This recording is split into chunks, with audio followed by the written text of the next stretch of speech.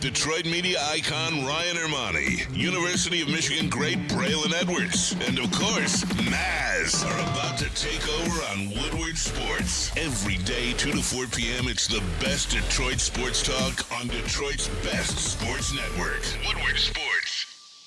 Hey, let's go! Monday show, December 9th, 2024. Ermanni and Edwards with Maz, Woodward Sports Network, woodwardsports.com. If you are watching on YouTube, hit that like button for us. Subscribe to Woodward Sports on YouTube. Sorry, I'm a little tongue-tied. Braylon Edwards. Good afternoon to you, by the way. But What's Braylon up, Edwards, again, I come straight from Fox 2. If I don't get a parking spot outside. We all clapped when we saw you get a spot. We all clapped. If I don't get a spot out front, the show's not starting at 2 o'clock. It's over. Yeah, 2:03. It started at 2:02, 2:03. Yeah. And at 3:55. But the great Braylon Edwards is such a good friend. 56. He's got me. 58 last Listen what Braylon did for me today. He wants me to stay hydrated, so I've got my Birmingham roast ice water. You talk a lot, mouth gets dry. And he wants me to be full and have a full belly. Parfait. A yogurt parfait with granola and berries Put some and essentials everything. in there, man. Look. And you want to talk about a great friend. Yeah, man. The great Braylon Edwards The type of friend I is am, that man. guy. I should have walked with I you. just know the type of day that you have in Fox 2, and sometimes you don't need someone to make sure you have a little something in your system, man. I appreciate you. Make sure you're good. Very man. much. But what's up, fellas? Good to be back with you guys as always. Great weekend, man. I got a chance to go to Canterbury Village, which is up 100%. I used to love that place. Right by Lapeer at Auburn Hills, I think exactly where it's at. And if you don't know, it's like a Christmas village festival and lights and Santa and snowmans and all that. So It's like up near Lake Orion kind of 100%. area. It's right off Johnson Road. So Out I past got a the chance to go palace. with the family, and we saw some lights, and it's nothing that brings like magic back to Christmas than kids. Yeah. Like, so now we have a lot more kids. My sister has a kid. My cousins have their kids. My girlfriend has kids. So it's like we're bringing these kids around.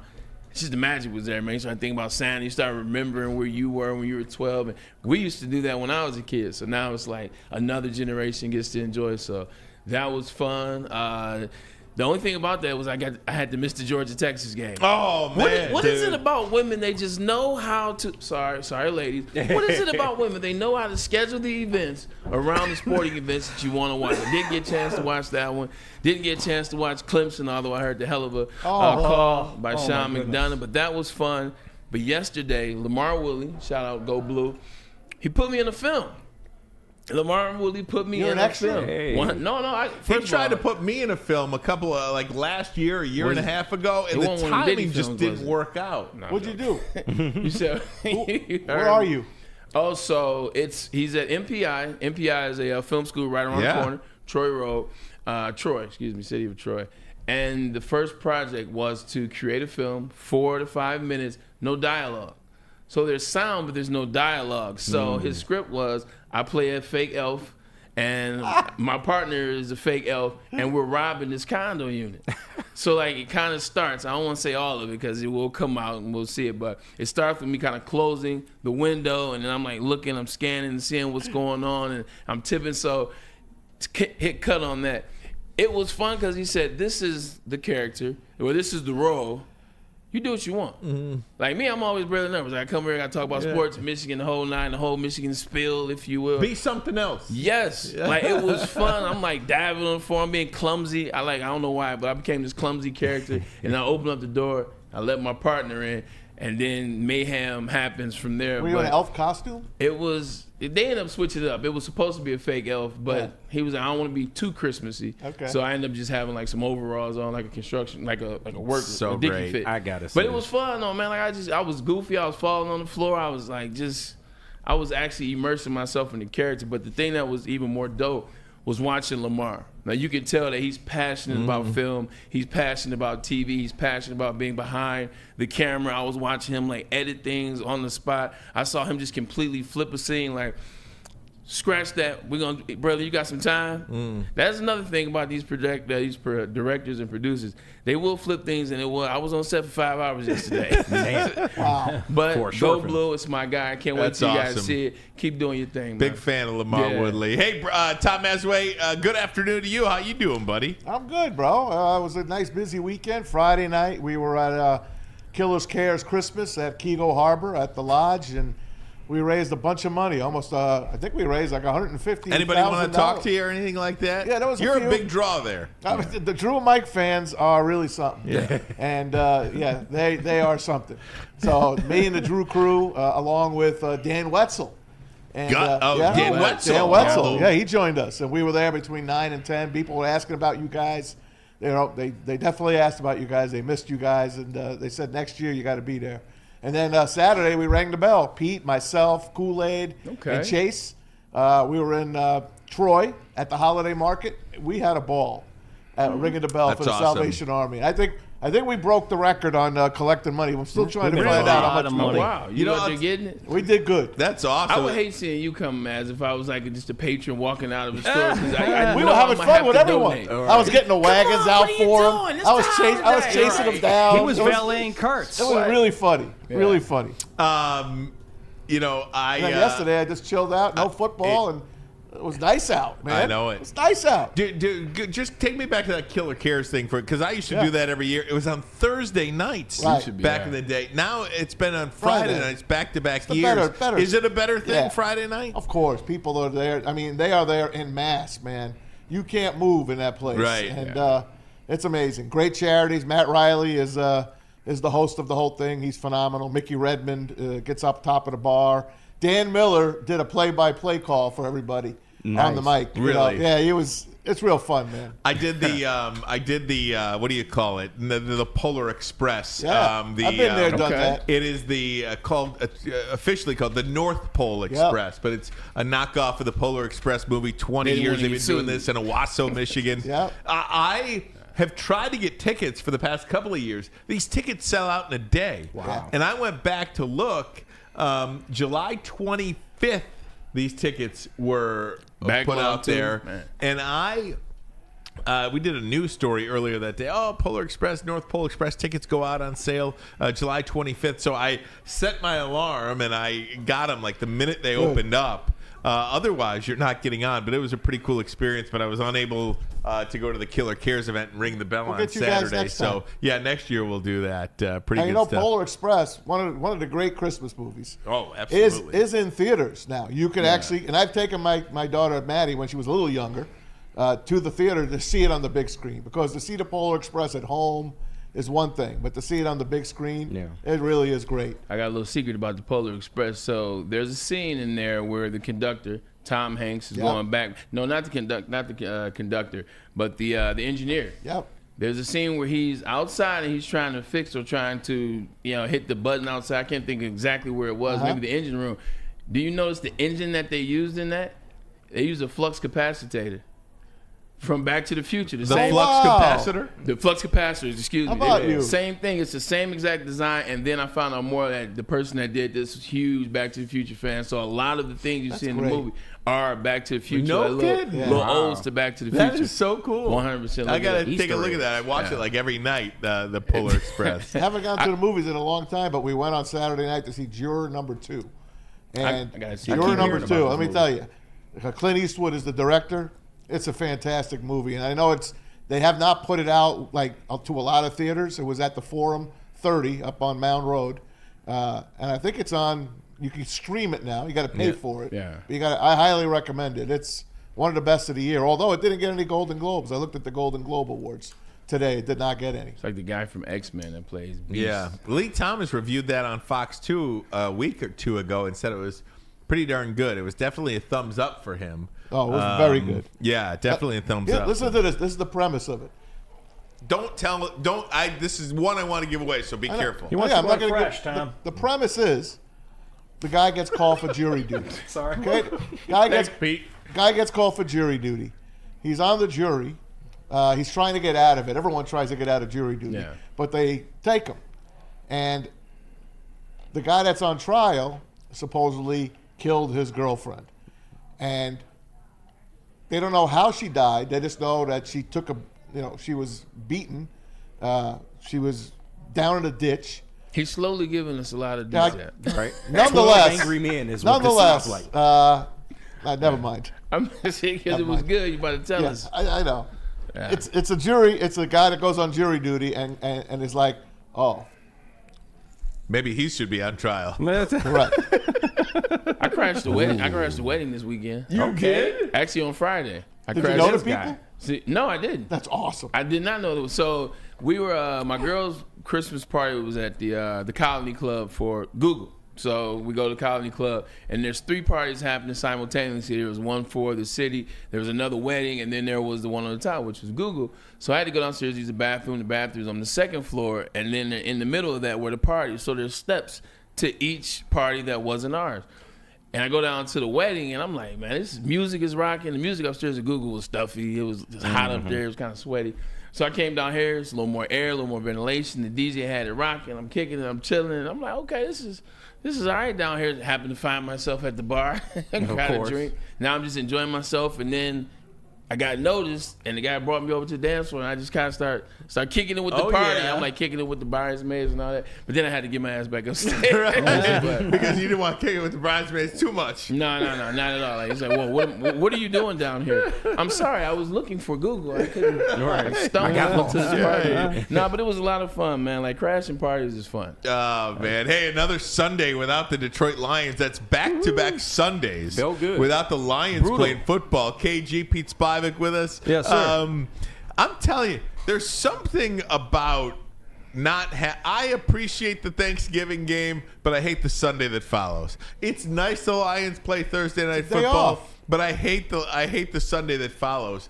I'll be honest with you, I watched probably 5 minutes of football yesterday. Saw the end of the Rams-Bills game, and I saw the end of the Chiefs-Chargers game. Oh, God bless you. And I watched a little bit of the Vikings-Falcons game. I was interested in that.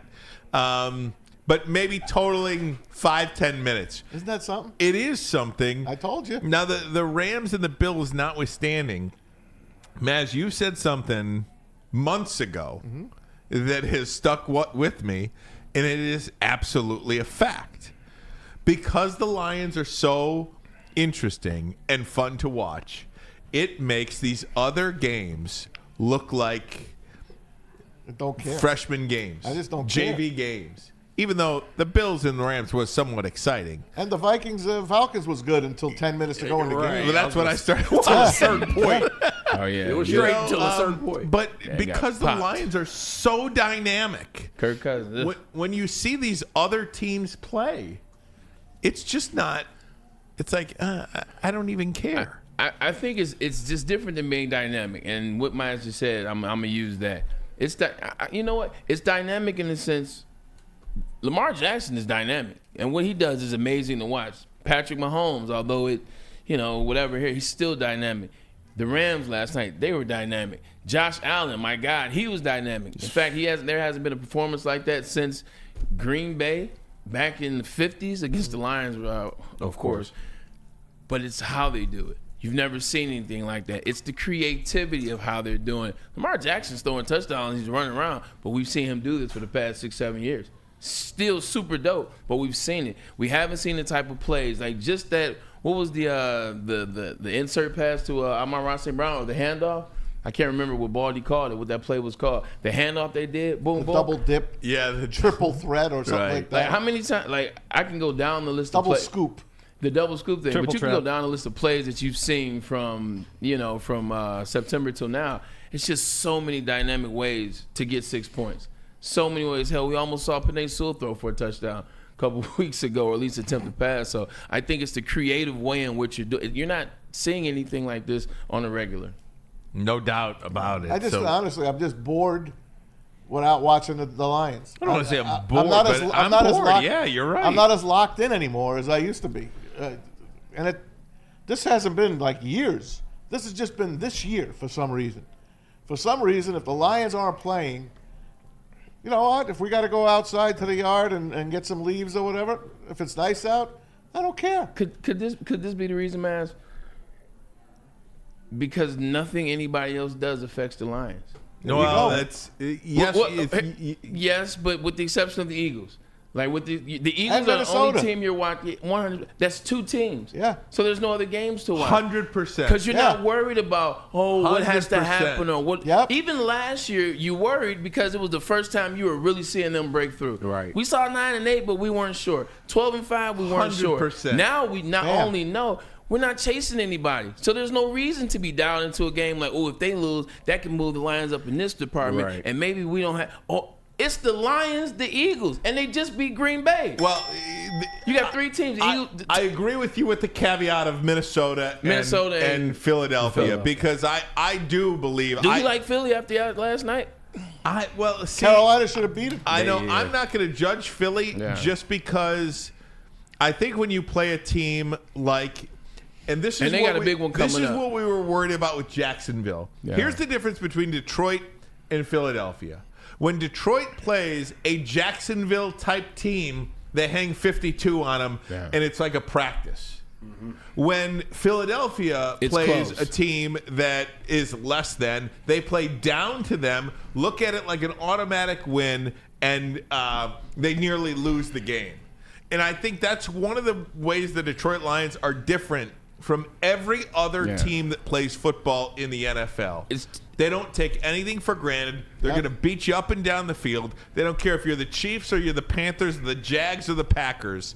They're going to handle their business. They're going to focus on them. They don't care about you. Philadelphia cared who they were playing yesterday, and it almost bit them. That's coaching. That's 100%. Like I've been on teams. Yes. I've been on teams where you're a team that's better than another team. You may not put as much work into it, whether it's the game plan, whether it's the practicing. You're looking at the team ahead. You go out there and you pucks around that game, and you either almost get beat or you come back, but you win in the end. And you're like man.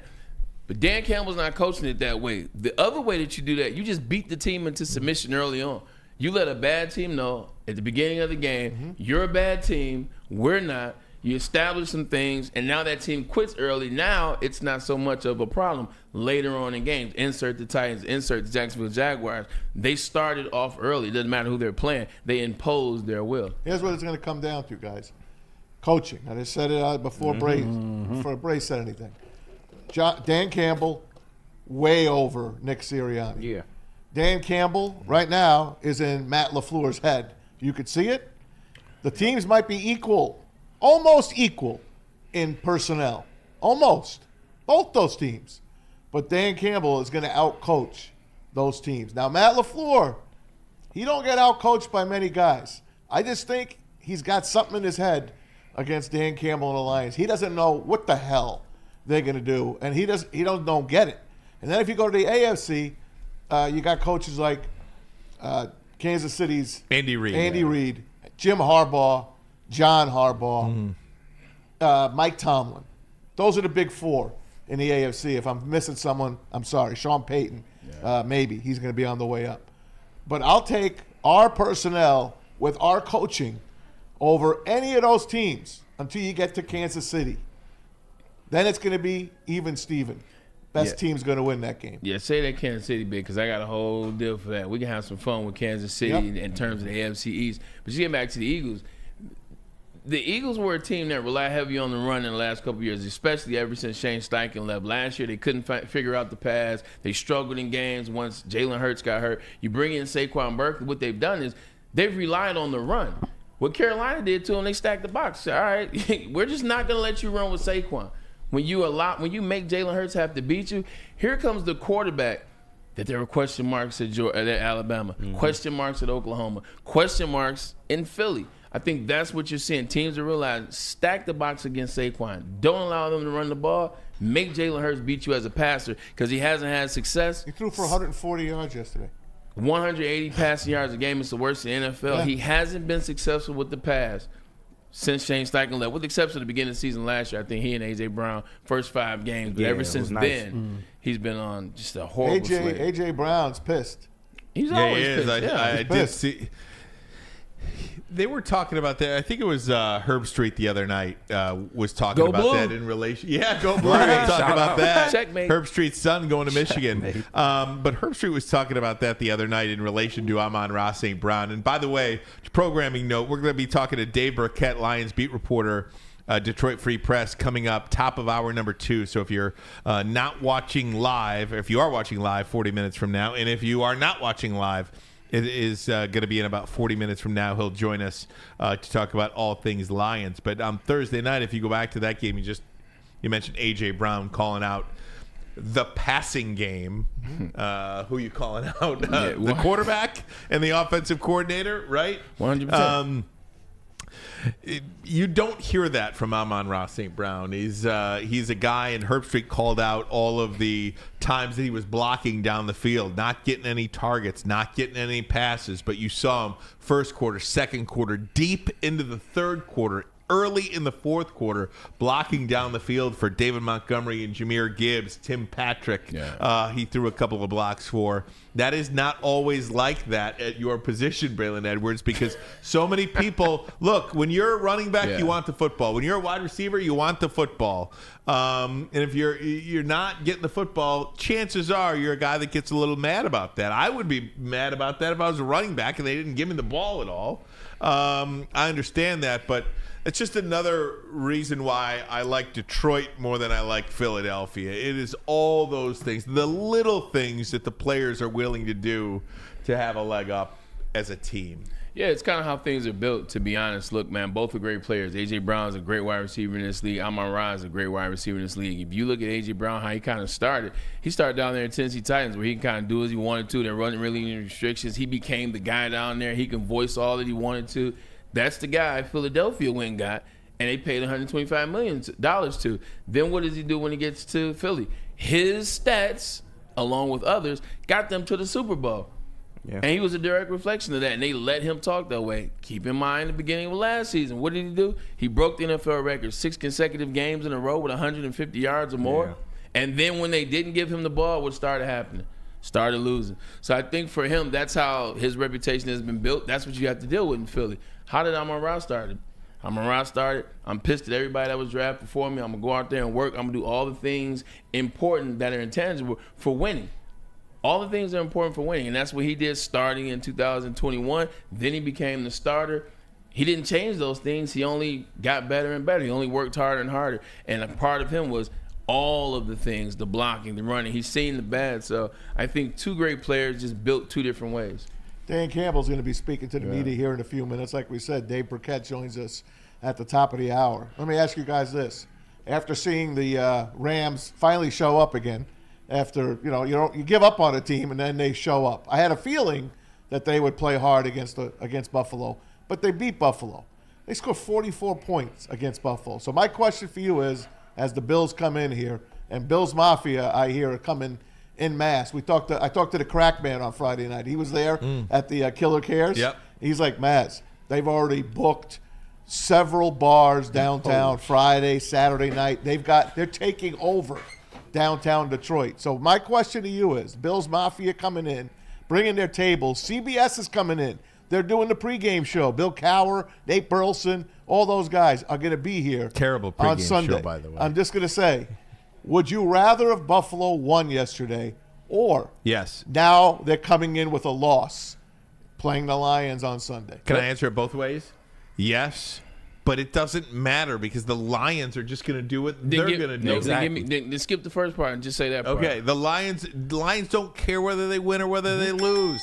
They don't care if it's the Bills, the Chiefs, the Panthers, the Jags. It don't matter. They are going to do what they do.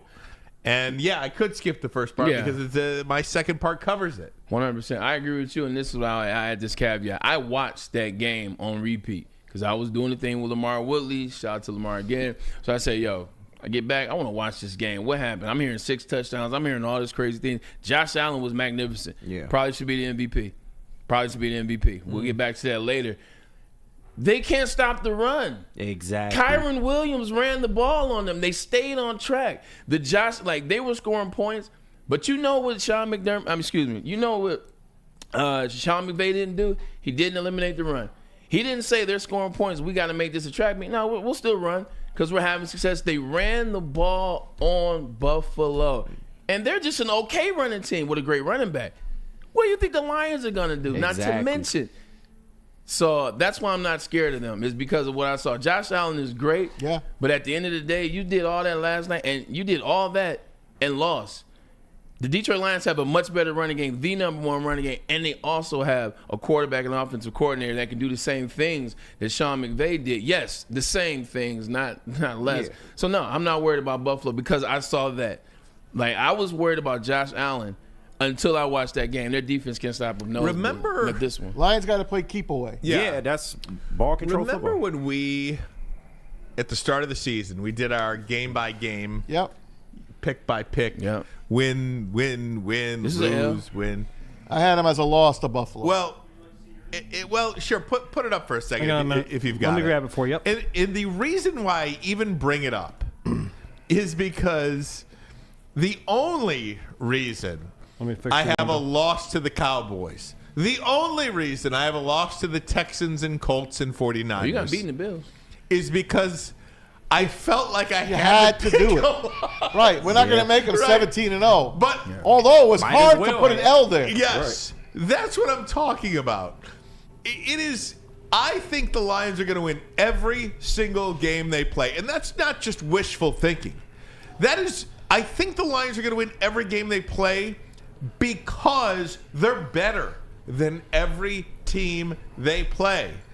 But, and there is a but, I do think it is very hard for most teams, clearly not this one so far, to be at your best week in and week out. At some point, you're going to lay an egg. Maybe not. Maybe that's not the case for them. But it's so hard. I'm looking at the standings, and right now I've got the Minnesota Vikings schedule up.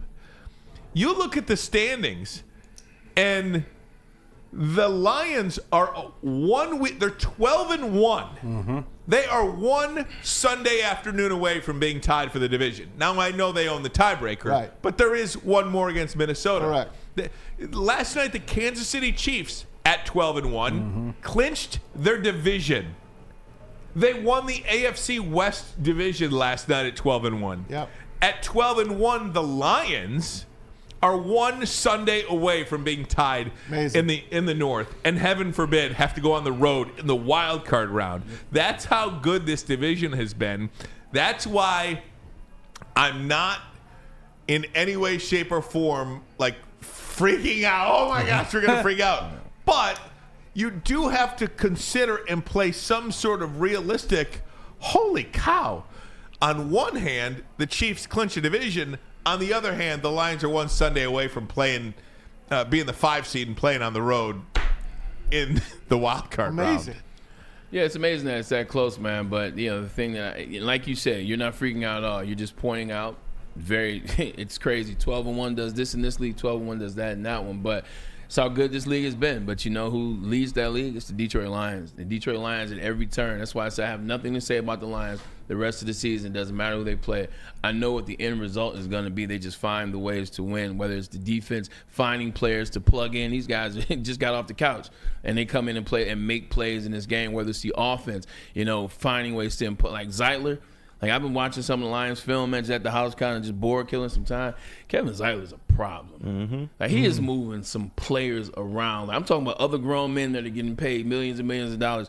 He's moving them around. So when you just watch the way in which it's so cliche, we talk about it all the time. We've been talking about it so much for the last 18 months, but it reigns supreme. They trust Dan. They follow Dan. And every time they go into battle, they got the Warriors to win. They got the Warriors and they got the generals. They have the commanders. They have the generals and commanders and the armies to win. They find the ways no matter what. So it doesn't matter what the Vikings do. It doesn't matter what Green Bay does. The Lions are the best team in this division, and they'll find a way to get the W. You know, the Lions, Vikings, and Packers have not lost to anyone except their own Each division. other? this It's incredible. year. Damn. That's amazing. Nobody. They Well, haven't I mean, the lost Lions lost to the Bucks, Yeah, but yeah. I'm sorry. Same But conference. technically, it's NFC Central. Yeah, I was gonna say same. Yeah, the old NFC I got Central. you back, man. I still got that glass Oh, you do? with the Buccaneers With in the- there. Oh, with the yeah. Buccaneers in that Central. yeah, they're division. 28-3 against the rest of the league. outside of each other, 28-3. Listen, I watched the Viking game. I like watching our division. Mm-hmm. Sam Darnold, it's going to be tough for them to get rid of him. They're not. That's how good he is showing. Kevin O'Connell, the quarterback guru, got his hands on this guy. Don't forget, he got a lot out of Josh Dobbs last year, if you remember. This guy, and you know him, Braylon. Yeah. This is a good coach, man. Look at the coaches in the NFC North. No, they're Look going at him. to get rid of him because you are going to have a team with a rookie quarterback on a rookie deal. Sam Darnold is going to get paid this year. This probably is the best possible year for Sam Darnold to be a free agent because you have Shedeur Sanders. Shedeur Sanders go number 1 to the Raiders. And then you have Sam Darnold. Who are you entrusting your franchise to? Is it Quinn Ewers? Is it Cam Ward? Yeah. No, you are screwed if you need a quarterback. Even Shedeur Sanders, to be, I'm not ready to say that this guy's going to lead my franchise. I just don't think he is the C.J. Stroud, I understand. Jaden Daniels. I don't think he's that type of, to me. I've been wrong before, but I also said that I don't think Caleb Williams is either. And they had 1 yard yesterday in the fourth quarter. Hasn't thrown an interception yet, though. Crazy. But regardless, back to Darnold. Darnold is going to get paid big time this year. I disagree with the fact that he's leaving Minnesota, and this is why. Before he got to Minnesota, where was he? He was in San Fran. Finally, he had an offensive coordinator that saw him for what he was. That's Kyle Shanahan, who somewhere down the line is off of Kyle Shanahan tree. Well, that would be the head coach in Minnesota, and Kevin O'Connell. I'm telling you like this. Kevin O'Connell appreciates where he is right now in this offensive system. Like, look, he's got 28 touchdowns, only 7 interceptions. Like, he's legitimately having a freakish year. Does he want to go back to where he was with the Carolina Panthers? Does he want to go back to where he was with the New York Jets in terms of quarterback, offensive coordinator, player development? You see all these fluctuations in coaching staffs and offensive coordinator year by year. Do I want that, or do I want to make a deal with the Minnesota Vikings? I'm telling you, I think if I'm the Minnesota Vikings, I try to secure Kevin O'Connell. Maybe you do it for a 3-year deal. Does he wind up back with the Jets? Maybe you franchise him. I'm just saying, like, if I'm Kevin O'Connell, like, I've made money. Like, not Kevin O'Connell, but if I'm Sam Darnold, I've made money. This is a great situation. If I'm the Minnesota Vikings, I know what I got waiting in the wing. Look at Jordan Love and Aaron Rodgers. How many more losses you got on the Viking schedule? Hold on. Burns One? says... 2? Well, Lions. Yeah, okay, that's 1. That's 1. So that's 2 losses. And, they play at Seattle. Okay. But I always go with a better quarterback and better coach. And I think Sam Darnold's a better quarterback, and I think Kevin O'Connell's a better coach. So 14-3 the Vikings could go. Yeah. And you're going to dump your quarterback? No, Exactly. absolutely not. He could sit behind. JJ could sit behind him 100%. for 2 years. $5 from Burns says of all the teams to start 12-1 since the merger, the Lions are matched with the 1984 49ers in point differential. The Chiefs are the worst. Yeah, I mean, the Lions are just BTA, as they say, right? Lions are just going nuts. But it's an intriguing spot to be in this salary cap world we live in the NFL. Who are the Minnesota Vikings paying? Real? I mean, they pay Justin Jefferson, they pay T.J. Hawkinson. I'm not familiar with their roster enough to tell you who they're paying. Left guard. Someone on defense. Yeah, they paid a lot of people on defense. But again, if you think that Kevin O'Connell is the quarterback whisperer, don't you think he could do that with a guy that's making $20 million less a year? Yeah. I mean, I'm just saying. No, I understand and he's that. more versatile. He can run. He can do some things that Sam Darnold can't. Sam Darnold can run. Sam Darnold hasn't had a problem running all year long. Like, Not look like up JJ though, but I hear you. He's not JJ. Okay, JJ is not Sam Darnold in terms of understanding where this offense is. Agreed. It takes a while to understand the offense. And Sam Darnold in this offense, they're clicking. How about Sam Darnold back to New York, but for the Giants? Or Jets. I think I'm Carolina. just- They're both quarterbacks. Carolina. If I'm Sam, Carolina. I'm not going to any of these teams. Like the quarterback life now in this NFL is so short, and he's finally in can that pick his in that place. mode, in that spot. I'm just not going anywhere because of the money and the bread. Look, you could be 14-3 all you want. Talk to me about the playoffs. Are they losing in the first round at Tampa Bay? Historically, are yes. they? You've got to consider all this stuff. Are they going to lose at Tampa Bay? Are they going to lose at Seattle? They don't have a great perhaps? playoff history, but this is a new year, see. right? And again, we'll can't see. look at history. Does that trump what 14-3 looks like to you? I don't know. We'll see. Guys, I am way over for a break. Yep. We got to get a break. When we come back, I do want to touch. But we're having fun. We are having take a fun. break for. You want me to keep going? No, I'm on. I got to pay some bills I'm here. on. We got to pay some bills. Okay, there's three things this show is going to be about today. One, we've got Birkett top of the hour, so we'll get back to the Lions.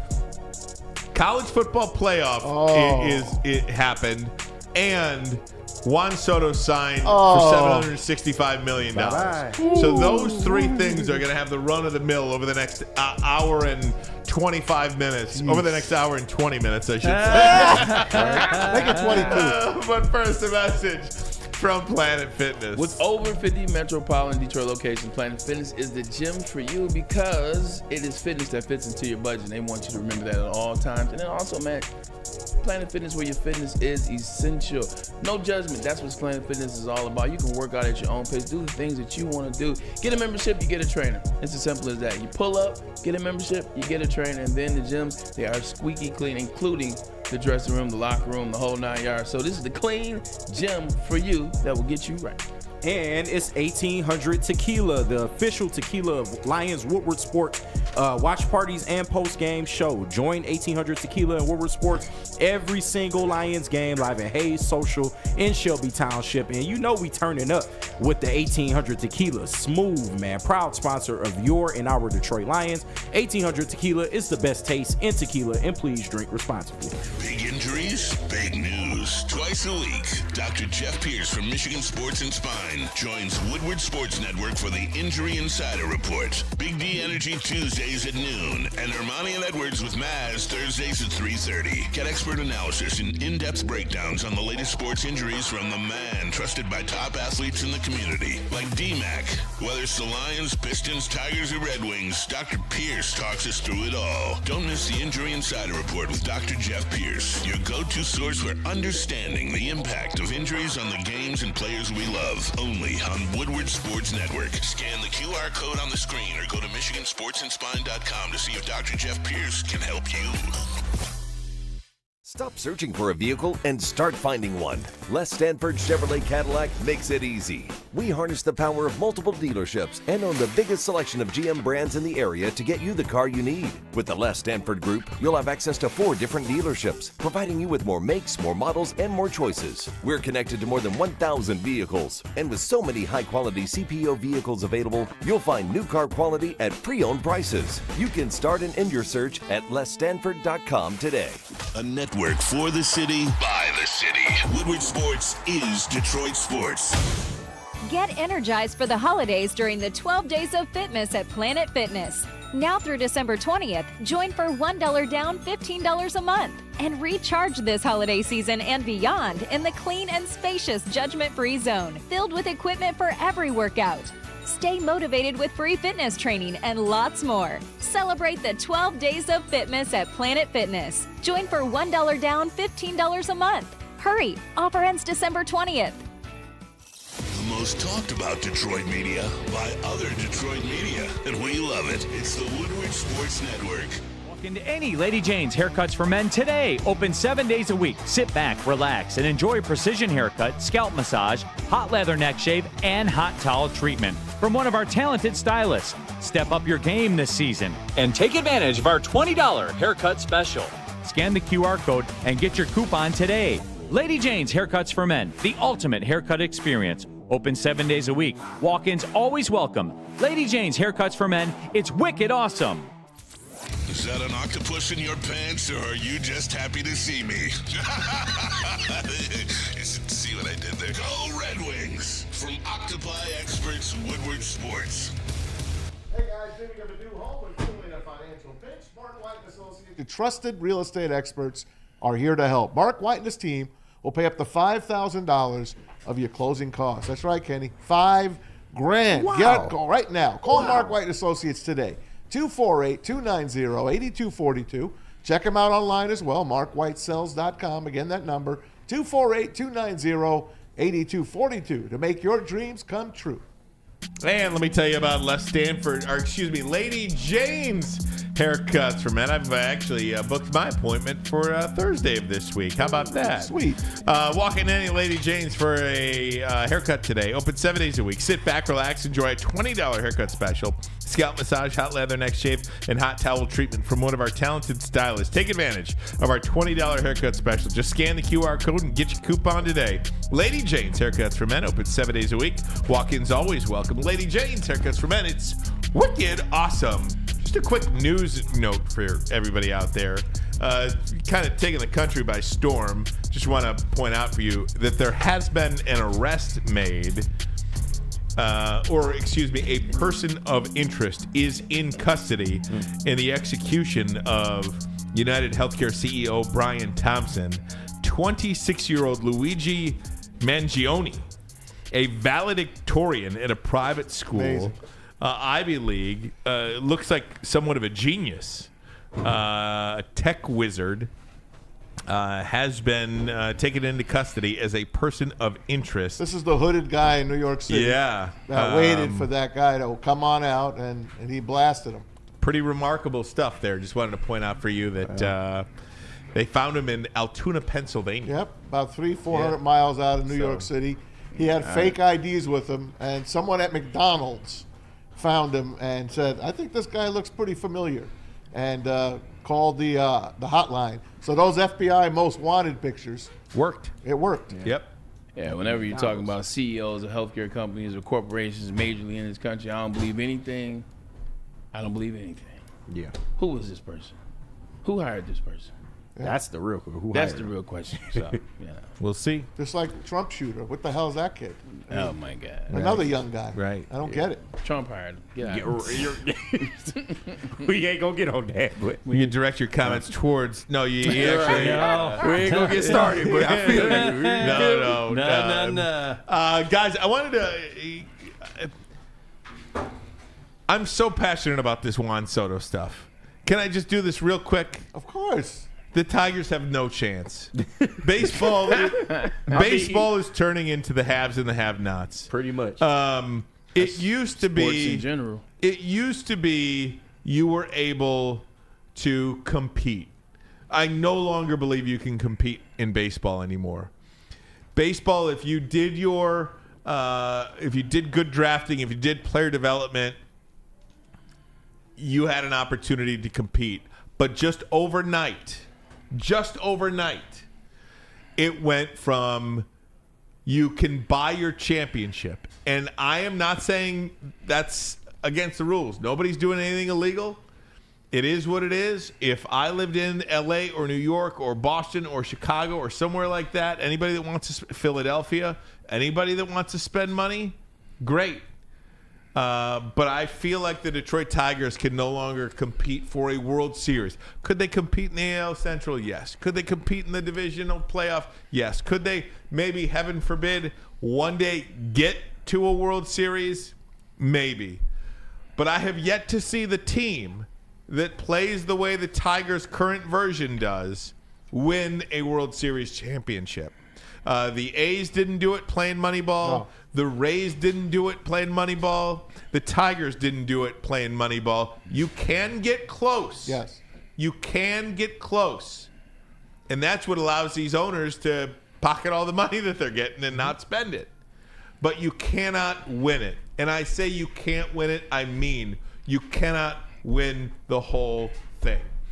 Look, I think for a lot of us, we always talk about spending of the money. You got to spend the money. Is he going to spend the money? Is he going to be tight on his pocketbook? Here's the real thing. He doesn't have the money. When you look at him, he's the 18th richest MLB owner. That's just the MLB. That's not the other three major sports. Neil tells me he's the 8th highest. Okay, 8th highest MLB? Yes. It says 18th in the two sites I looked at. So let's say it is 8th. Meet in the middle. Let's say he's 12th. 12th in your sport, you're not winning. 12th in your sport, you're not winning. That's what Ryan essentially is saying. Like, you got to have that money. 12th in terms of pay. I don't know. Well, I understand what you're saying, Braylon, because, again, if you were in the NFL or NBA, it doesn't matter whether you're the 30th or not. Because there's a salary cap. Yeah. When there's no salary cap, There you go. Make it make sense. when there's no salary cap, it does matter how much. Steve Cohen bought the New York Mets in 2019 for $2.4 billion. Mm-hmm. He nearly paid half that for Juan Soto. Yeah. The San Diego Padres were sold in 2012 for $800 million. Juan Soto makes $765 million. One team was sold for $800 million. Juan Soto, $765 million. Can't compete. I know it's outliers. fine. Yeah. It's fine. What hurts the most is that your owner won't even try, and I think that's the biggest thing. Because How do you blame them? I mean, listen, KG, because I'll tell you this much: for every Tigers fan that wants Juan Soto, let's say the Tigers paid him because what? Yankees offered him $760 million. 15 Mets years, offered him $765 million. If the Tigers One less year, if too. the Tigers offered him $770 million, he'd be a Detroit Tiger. I think as an owner, you have to take a look at where you are as well and what your fans can take. Yeah. And no fan here is going to take a $20 hot dog. No fan here is going to take a $25 beer. Nope. It's just not going to happen. In New York, you could charge it. Mm-hmm. In LA, you could charge it. In Philadelphia, you might be able to charge it.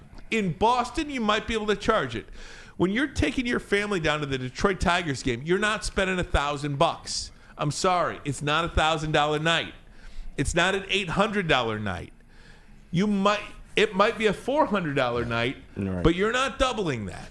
It's not an $800 night to go to a Tigers game. And I think if you're Mike Ilitch or if you're any other quote-unquote owner of a mid-market level team, it is really hard just to write the check because you have to get that back somewhere. Yeah. And that somewhere But is you. Fans aren't even asking for a Juan Soto. We can't get, just regular guy off the street. We're going to get Mark Canha. That's what we're going to do. Yeah, that's the difference. Right, we're going to re-sign Mark Canha. We all know as fans we're not getting a Juan Soto, but we can't get like 2 tiers below that with a no-cap league. I'm going to tell you this. Go ahead, Bray. No, I was going to say one thing. Here's the other thing. You want to say A? You won't have to be in the middle. Be A. He owns 2 franchises. Now cut that in half. Yeah. He owns 2 franchises. Now cut that in half. That's more money not being spent. Yes. 2 franchises, cut that in half. The Yankees, when it comes down to it, they're going to be better off without him. And I'm going to tell you why. Because a team like the Houston Astros, they get a Yordan Alvarez for a quarter of the price that Soto comes with. I'd rather have Yordan Alvarez, Alex Bregman, Yep. and that little weasel, Jose Altuve, It don't then take pay much. one guy. So the Yankees, be smart. In the long run, I wish they didn't have signed Aaron Judge. I wish they would have let him go to the Giants. And I love Aaron Judge. But you can't operate a team like the Mets are trying to operate. Sure, the Dodgers did it, and they have bounty money. They have Japan's money. They're fine. They are on their own platform. No way Steve Cohen was letting the Yankees outbid him. He already said it. Hey, whatever they give you, I'll give you 5 or 10 or 15 million more. 50 million more. I don't care. I'll give it to you. They interviewed him today.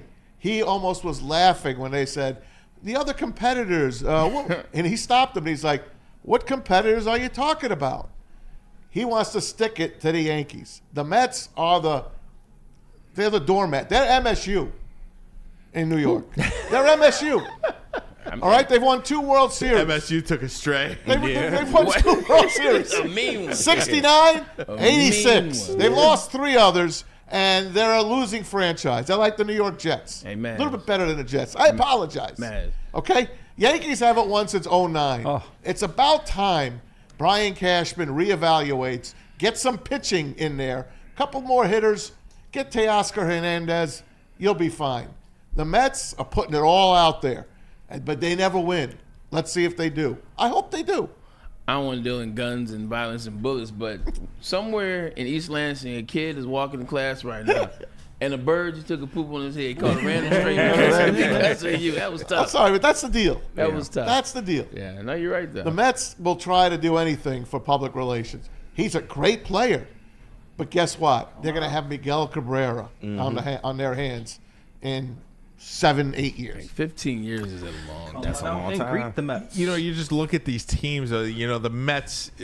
It's such a great ending to that season last year, and Francisco Lindor played like an MVP candidate. You see what the Dodgers have done. I mean, that Dodgers lineup was just incredible. And just today, they added Michael Conforto. Yeah. 1 year, $17 million for Conforto. Yeah, 1 year. It's like like a $2 He's billion he'll be a platoon guy off the bench. But again, if you sign a Michael Conforto here in Detroit, it's the biggest thing that you've done. Yeah. You might as well just close up shop. You signed Pretty Michael much. Conforto That's it. Pretty to much. to an offseason deal. We not asking They for signed much. him to the you know who we platoon. signed this year? We signed El Mago. A new hit, baby. We signed Let's him. go. We're Brand bringing new him hit. back, so we signed him. We're paying him as the rest of his $80 million, essentially whatever what we it own. is. That's our free agent. You've got him back. Congratulations, Javi Baez is our free agent. And I said you might get Mark Canha as well. I mean, Maybe Jack Flaherty might be a long shot. Maybe. It's just crazy to me. Think about the Mets for a minute. They got rid of Scherzer and got rid of Verlander.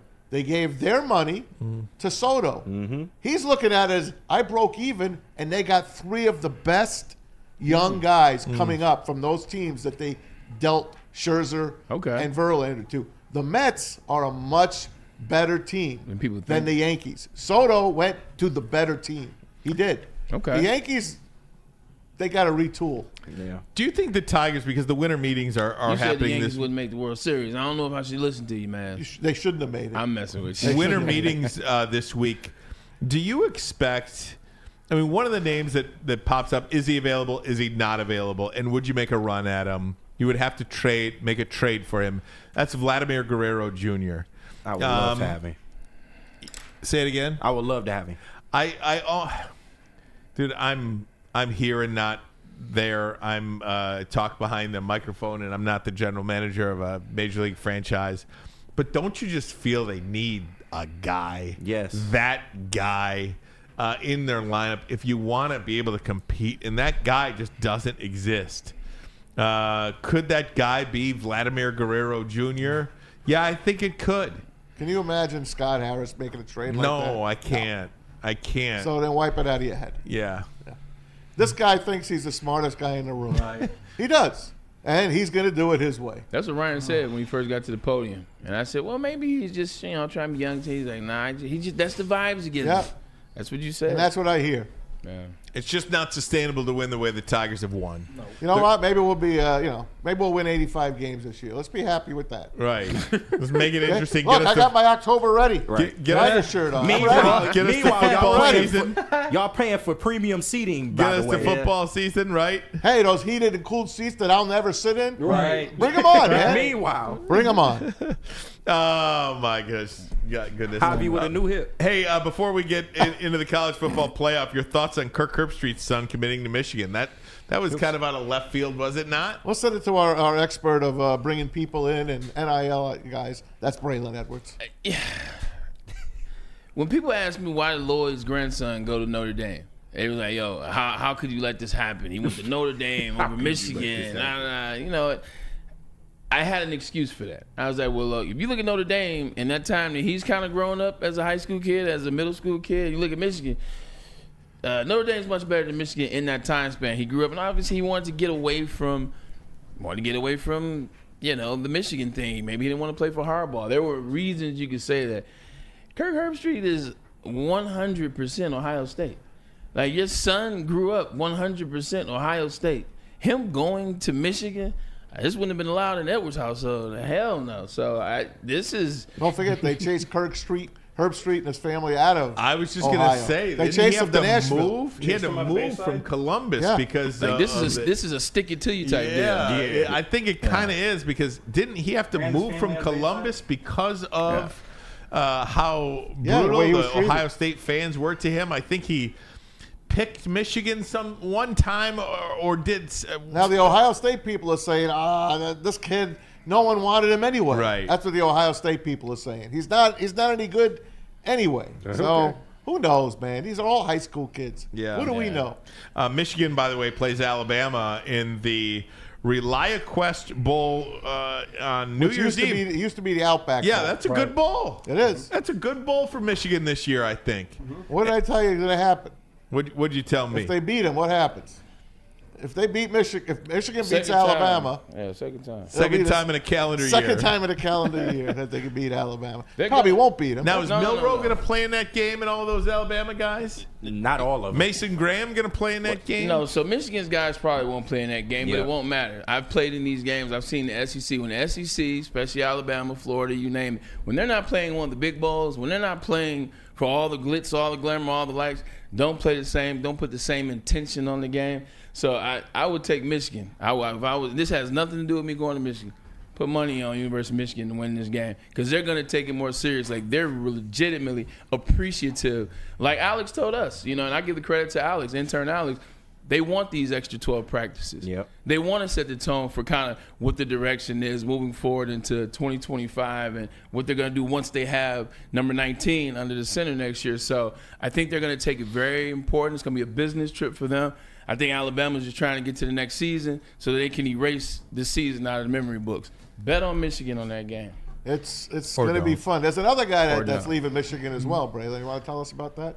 My nephew, Micah Powell, he's entering into the transfer portal. A lot of people, why is your nephew leaving? It's Michigan. It's the biggest brand right now. You want to be a part of that. Well, the big thing is he came here to play for Jim Harbaugh. He came here for McDonald at defense, of coordinator. He came here with, this is what we're going to do. This is how we're going to feature you. So that was what he liked. That was the scheme he liked, how they were going to schematically use him. How many defensive coordinators have been here now? 2. How many linebackers coaches have been here now? Yeah, moved his position from safety to linebacker, moved him around a little bit within the linebacker. So I think just for him, I'm not speaking for any other kid, he's seen a lot of changeover, and I think he needs a fresh start that fits him. Because now you have another head coach, now you have another defensive coordinator, now you have things that don't necessarily fit his skill set when he was coming out as a 4-star out of Jacksonville. So he made a decision that was Does he good go for back him. to Jacksonville, to his home? No. I can't divulge that Come on now. information, but he's going to go somewhere that fits the player that he is and that he wants to be in, and he should. I like this transfer portal situation, not because it's my nephew. Ryan, he gave Michigan the shot. Like, he legitimately waited. He did special teams and redshirted freshman year. Second year, he did special teams and fit here or there. Now he wants to play. Waited again his third year, won the national championship. Harbaugh leaves, stayed again to see what it was going to be. So I think this is a situation where the transfer portal actually 100% is like, hey, I did everything I could. I waited to see if this could be my spot. I gave it the good old college try and then some. So situations like this, I'm definitely happy for the transfer portal. Hey, let me ask you guys a question. And I probably shouldn't do it leading up to Birkett. Go ahead. Because of the way or how the Michigan football season ended up, if all things, everything you know now. Yes. You have all the information. You could choose anybody you want to be your head coach. Are you choosing Sharon Moore or are you choosing Kalen DeBoer? Oh, wow. Because I am choosing Sharon I'm Moore. sticking with Sharon. Now, Sharon Moore would be my hire after All is said and done. all is said and done, all the ups and downs, all of the tumultuous times. I would choose Sharon Moore over Kalen DeBoer now that you have all the information. What say you? Well, hindsight being 2020, I think that's the only choice. I think that's the only choice, at least for me. I think I look at what Sharon Moore has done. Just this in itself, the backing that he has. Let's start there. He has the backing, bet. The flip that he has. It doesn't matter who's head coach. Like, if a 5-star, the best player in the country, doesn't want to come to your school, he doesn't want to come to your school. It doesn't matter who the coach is. You come for a coach as well as the bag, as well as for a direction and things you see. And he got that. And you look at what he did at Ohio State. And you can say that that's Ryan Day. Michigan is an entity in his head and not necessarily the coach. You can spare me that. I saw him go down there. I saw how the players responded to him. You mix all that together, I've seen much more player response to Sharon Moore than Alabama players responding to Caleb DeBoer. So I take Sharon. I already apologized to him, so I'm sticking with him. Yeah. And if you just look at momentum, who's got the momentum? Is it Michigan or is it Alabama's program? It's Michigan all day. In fact, I'm not sure there's a program in college football now, and I mean this, that has as much momentum as Michigan does right now. Good call. I like it. I'd put him right up there. Certainly non-playoff teams, right? Certainly of the teams that have not made the playoffs, they have the most momentum. But, I mean, I'm taking them over Clemson, over SMU, over there's two sleeper teams in that. There's two sleeper teams in the momentum. There's Oregon. They still have the same coach. They're still doing what they did, unbeaten. Like 100%. And kids will always want to go to Oregon. Kids will always want to go to Oregon. So Oregon has that momentum. And even though they lost to the same team twice, Texas. Those are only two, though. Well, they got Arch Manning, waiting in the wings. And that's why I said that, because they got Arch Manning. So. No doubt. All right, guys, we're going to take a break. Dave Birkett coming up next. But first, a message from KDK Law, dealing with divorce, child custody issues, family law issues. Kevin and Catherine at KDK Law in Birmingham will have your back. 10-plus years of experience, 24/7 availability. Scan the QR code on the screen or call 248-971-0476. 248-971-0476. Say what word sports sent you, and KDK will pay your filing fee. KDK Law, they've got your back. So does Dr. Jeff Pierce, our injury expert. You know him from Michigan Sports and Spine. He joins us every Tuesday on Big D Energy. Joins us here on Thursdays. Trust the guy at DMAC and Braylon Trust. It's Dr. Jeff Pierce, keeping you in the game and performing at your best. For more information, visit MichiganSportsAndSpine.com or call 248-426-9944. Can't get enough Lions coverage? Make sure you catch all Woodward sports shows every game day. Wake up with Woodward and Maine, giving you the latest insight into the Lions locker room and press conferences. Then join the Lions pregame show, highlighting key matchups, injuries, and what to watch for during the game. Follow all the ups and downs of the live game action with our Woodward Watch Party live on YouTube and WoodwardSports.com. After the game, check out the instant fan and host reactions with the Lions postgame show. Every game, it's wall-to-wall, kneecap-biting, high-fiving, chest-pumping Lions coverage. Hell yeah! Only at Detroit's #1 sports network, Woodward Sports. Woodward Sports, let's go! Stop searching for a vehicle and start finding one. Les Stanford Chevrolet Cadillac makes it easy. We harness the power of multiple dealerships and own the biggest selection of GM brands in the area to get you the car you need. With the Les Stanford Group, you'll have access to 4 different dealerships, providing you with more makes, more models, and more choices. We're connected to more than 1,000 vehicles. And with so many high-quality CPO vehicles available, you'll find new car quality at pre-owned prices. You can start and end your search at lesstanford.com today. A network for the city, by the city. Woodward Sports is Detroit Sports. Get energized for the holidays during the 12 Days of Fitness at Planet Fitness. Now through December 20th, join for $1 down, $15 a month. And recharge this holiday season and beyond in the clean and spacious judgment-free zone, filled with equipment for every workout. Stay motivated with free fitness training and lots more. Celebrate the 12 Days of Fitness at Planet Fitness. Join for $1 down, $15 a month. Hurry, offer ends December 20th. The most talked about Detroit media by other Detroit media. And we love it. It's the Woodward Sports Network. Walk into any Lady Jane's Haircuts for Men today. Open 7 days a week. Sit back, relax, and enjoy precision haircut, scalp massage, hot leather neck shave, and hot towel treatment from one of our talented stylists. Step up your game this season and take advantage of our $20 haircut special. Scan the QR code and get your coupon today. Lady Jane's Haircuts for Men, the ultimate haircut experience. Open 7 days a week. Walk-ins always welcome. Lady Jane's Haircuts for Men, it's wicked awesome. A ton of fun, a ton of sports, and a ton of man-meat. Welcome to the Woodward Heavyweights, live daily 5 to 7 p.m. on Woodward Sports. All right now. 2 grand openings now for Soroki's. 1 already happened, so you missed out on that one. But here we go. This Thursday, This Thursday, December 12th, in Heartland, Soroki's is opening up, grand opening from 4 to 8. Now, we want you to pull up on them, not just to get some food, not to get that fried chicken or those biscuits that we love so much. We want you to pull up because you give you an opportunity to win free pizza for a year. You're talking about easy convenience. Some Soroki's whenever you want it. Sounds like a deal to me, man. Pull up on Soroki's. They're popping up all over metropolitan Detroit. They got the biscuits, they got the fountain sodas, and they also had a crispy salad and fried. Get it?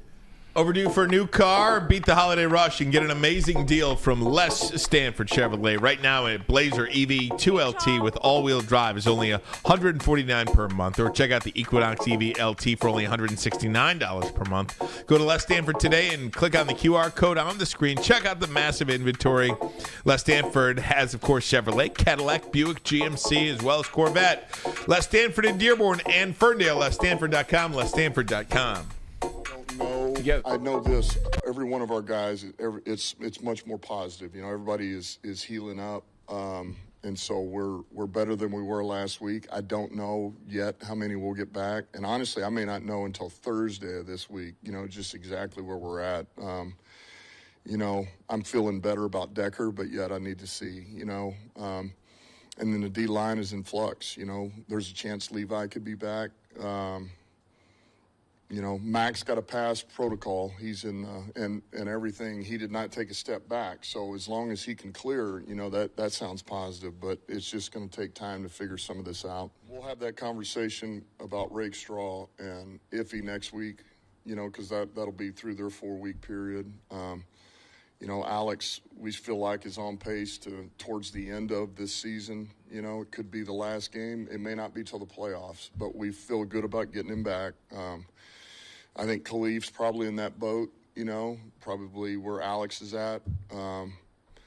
And then, you know, Jalen, he's better. Jalen Reeves-Maven is better. But it's just slow going right now. So I don't really know where he could be, or, you know, there is a chance we get him in a few weeks. There's a chance we don't. So it's just kind of, you know, it's just where we're at.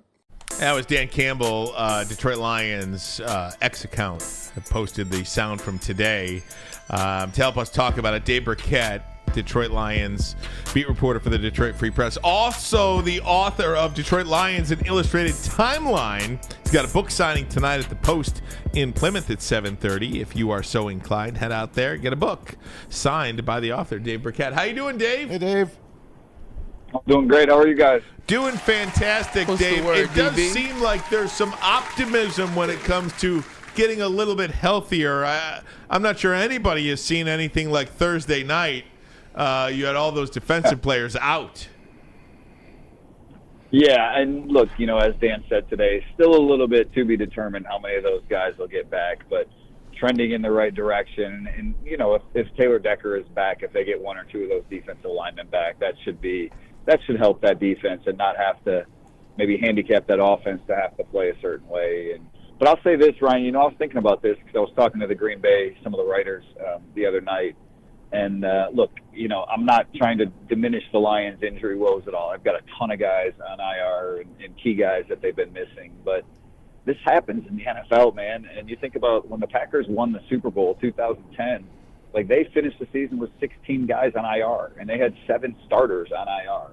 And the Lions, they've got 18 guys on IR, including some guys that probably weren't going to make the roster. And they've got 4 starters. And they've had, you know, they've had some depth issues on the defensive line where they've lost not just the starters but the backups too, and that certainly amplifies it. But there's a lot of teams around the league that are going through something similar to the Lions right now. Dave, we had Wayne Larrivee on with us last week, Packers play-by-play announcer, and he had mentioned that Packers year as well, where they went on to win the Super Bowl with all of those starters out with injury. It is a fact of the matter in the NFL, but doesn't that at the same time just kind of show what Dan Campbell and Brad Holmes have built here too? It doesn't matter. I mean, some of these guys had to walk into the locker room with a "Hello, my name is" name tag on. That's how many new guys have come up.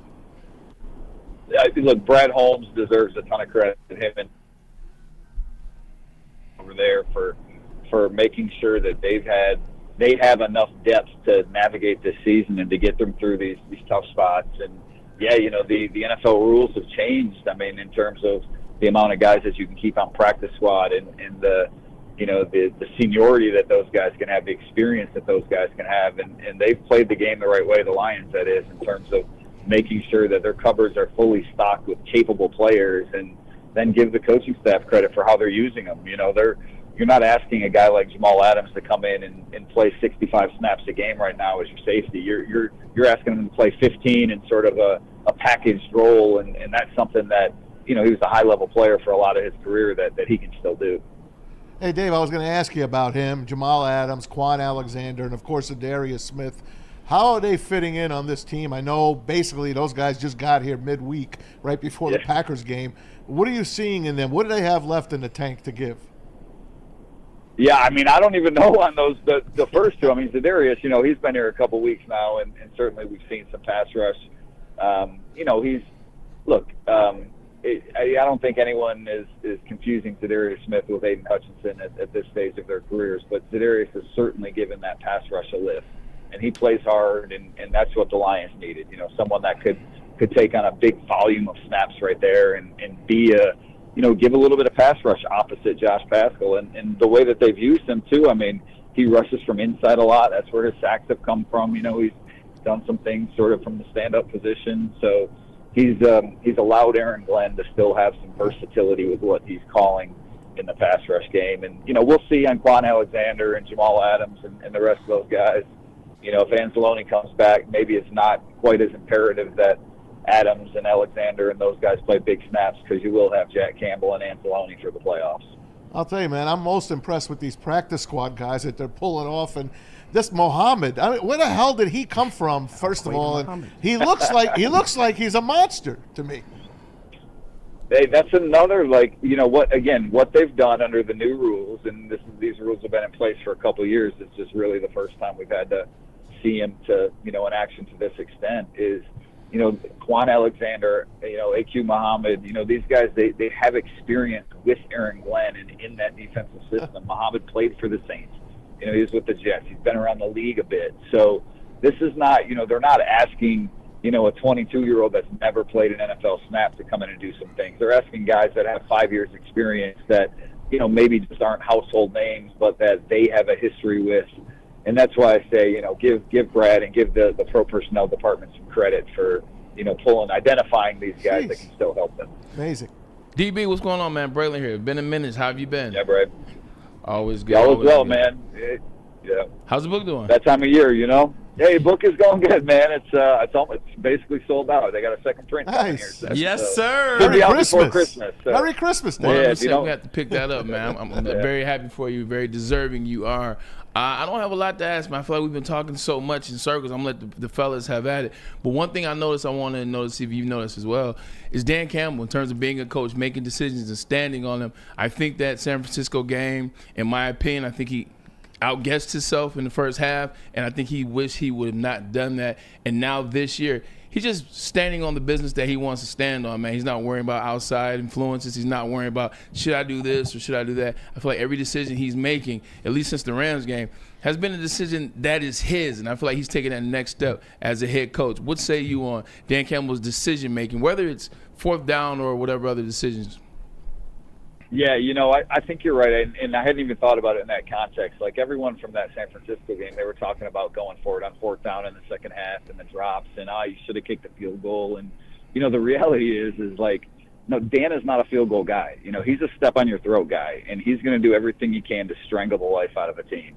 And that means instead of kicking that field goal in the first half of that 49ers game, maybe that means going for it and making sure that you run the score up enough so that, you know, you don't give the other team life. You don't give them hope. And so I do think, I mean, look, some of it obviously is game plan wise and who's available and who's not, but that's who Dan is. And that, we've talked about this before, Braylon, I'm sure, is you know, what that gives the team, the life that sort of gives the team, the energy, the juice, the confidence that gives the team when you have that, when you put the game in their hands, those players' hands.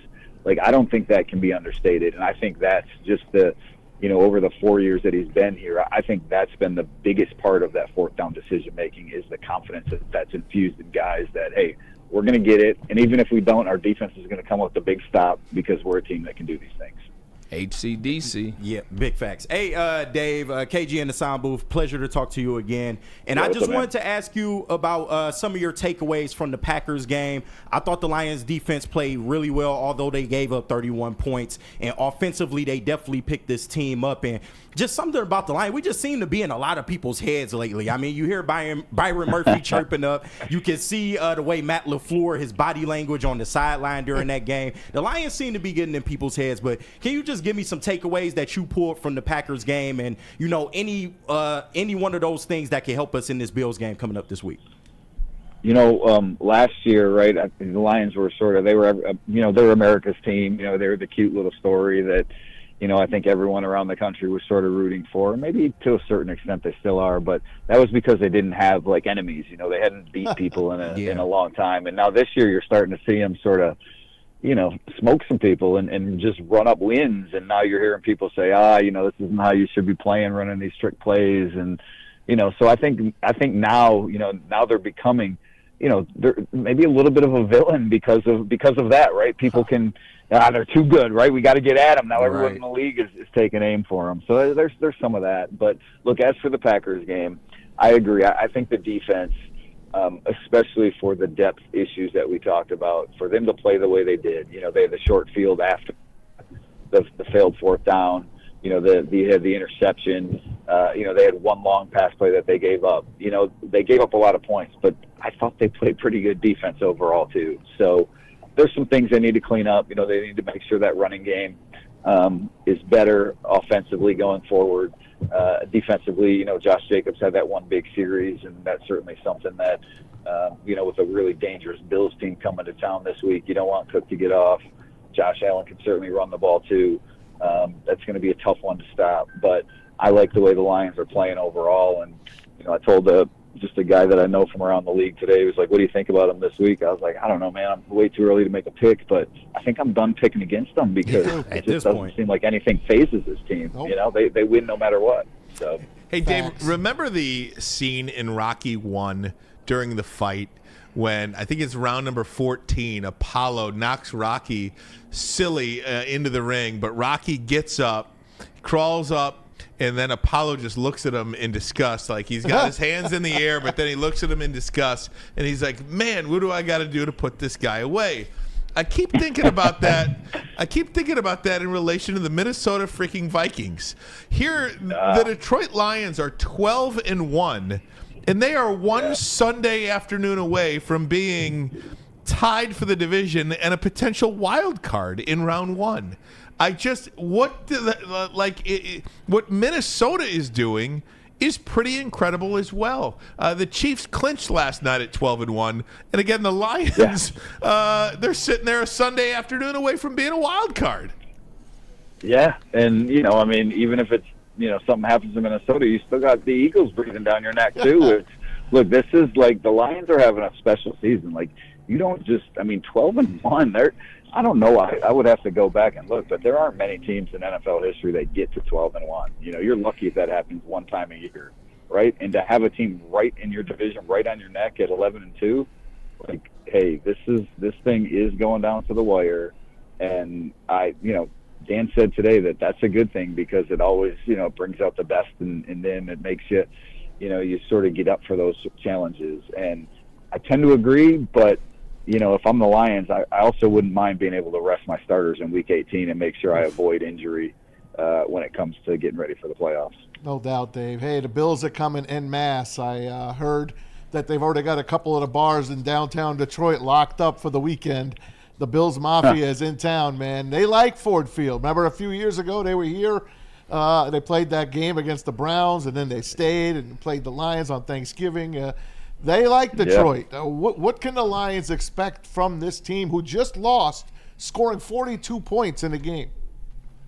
Yeah, and it's look, that team is all about Josh Allen to me. He's MVP candidate, maybe the leader. I'm going to do a story later this week. I'm one of the MVP voters for the AP Awards, and I sent an email out to the rest of the crew today just saying, hey, let me get your top three. I just want to see kind of where Josh Allen and Jared Goff, for that matter, stack up right now heading into this meeting. Too. And so, Yeah, but I mean, with these two quarterbacks, I wanted to write a little something about it. But you're right, Saquon.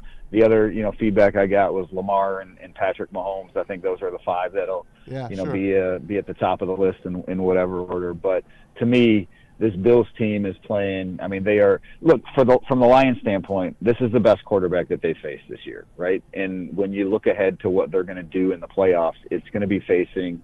Maybe it could be an Allen again, but a quarterback like that. You're going to have to win the Super Bowl. You're going to have to get through Patrick Mahomes or Josh Allen or Lamar Jackson in all likelihood. And so I think this is a big measuring stick in that regard, that we've seen the Lions defense do some really good things all year. But, some of what we've seen has been against like Mason Rudolph and, CJ Stroud's good, but he had no offensive line. Right. And, so there's been, if there is a question still about that defense, it's can you do it against this elite quarterback? And maybe we'll get our answer this week. Hey, Dave, last question for you, and thanks so much for the time. Jay Glazer said yesterday that the Lions are holding out hope that they will get Aiden Hutchinson back, not only by the Super Bowl, but potentially by the NFC Championship game. What do you make of that report? Are they quietly holding that belief? What do you make of it is the question. I just can't believe it. Yeah. No, I saw that, and I asked Dan for an update on Aiden's status today, and he said he's in the same boat that he was. I asked him if he's any more optimistic right now than he was after that injury that they can get him back, late in the year. And he said same boat that he was earlier, that it's a really tough injury to come back from, and it's a long rehab, and if anybody can come back, it's Aiden Hutchinson. He didn't put a timetable on it. He said it's too early to put a timetable. I would be surprised if he came back. I mean, look, Aiden, that's a tough injury to come back from, and he's a really, really important part of your future.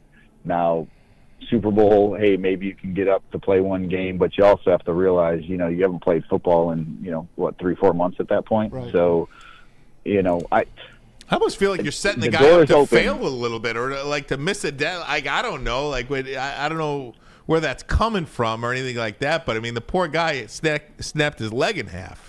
Twice. Yeah, I mean, I know his family was saying, like, right after the injury that sort of, he's going to be back, leave some hope. And so, but I think that door is open, but I need to see it before I say it's going to happen, because if I'm the Lions, I would be very cautious about bringing him back. But I also know, man, it's not every year you get to the Super Bowl. Yeah. So that's got to be a really tricky spot for him and for the organization to be in. I'm just excited if he could play the season opener next year. Exactly. That'd be good for that. Hey, Dave. On Thursday Night Football to open the season. We absolutely appreciate it. Again, hey, guys, buy your book. That means they won the Super Bowl. Right. Detroit Lions, an illustrated timeline. Book signing tonight. If you do have a book, go get one signed. If you want to buy one, go get one tonight. The Post in Plymouth, 7:30. Dave Birkett, Lions beat reporter, Detroit Free Press. Thanks so much, Dave. Thanks, Dave. We really appreciate it, buddy. Appreciate it. Good stuff. Just stick with that for a second here, guys. The Aiden Hutchinson, I hear stuff like Aiden Hutchinson working his tail off. And I understand what his family said after the injury happened, and of course we all need hope for whatever you're going through in your life. You need hope. You need something to keep you moving a little bit. But it just feels like, well, if he doesn't make the NFC Championship, or if he doesn't get back for the Super Bowl, does that kind of sour all the good feelings that you may have about his rehab, or is that just no way? Okay, this is literally something to throw us Lion fans a crumb, and you know what? It's throwing him a crumb. Yeah, because he needs that light at the end of the tunnel. He's sitting up there. He's sitting there in the suite with his leg up, and he's dying to get on that field. You're like, what? You know that, and Bray, you're an athlete. You know that. Nobody wants to come back more than the athlete himself. No, not at all. I'm actually doing calculations. What day is the Super Bowl this year?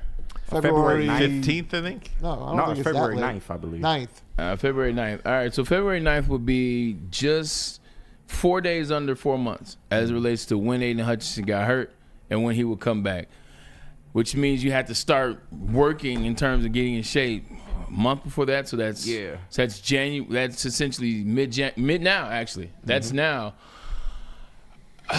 It's tough. Like, it's not impossible. Like, nothing is impossible, and nothing is impossible. But it's just one of those things. You got to be damn sure for the Detroit Lions. Not even Aiden Hutchinson.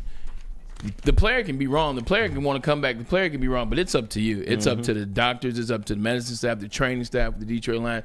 You better be damn sure if you make a move like that it goes the right way. No doubt. It can't be any type of complications or things. Because once again, we watched it. We saw it. And we're questionable of it. It's not going to be on Aiden Hutchinson if something goes the wrong way. It's going to be on Brad Holmes and the boys. 100%. Guys, we'll take a break. When we come back, college football playoff is set. Who got screwed? And trust me, the team that got screwed was not a team that missed the playoff. We'll have that for you. But first, a message from us here at WSN.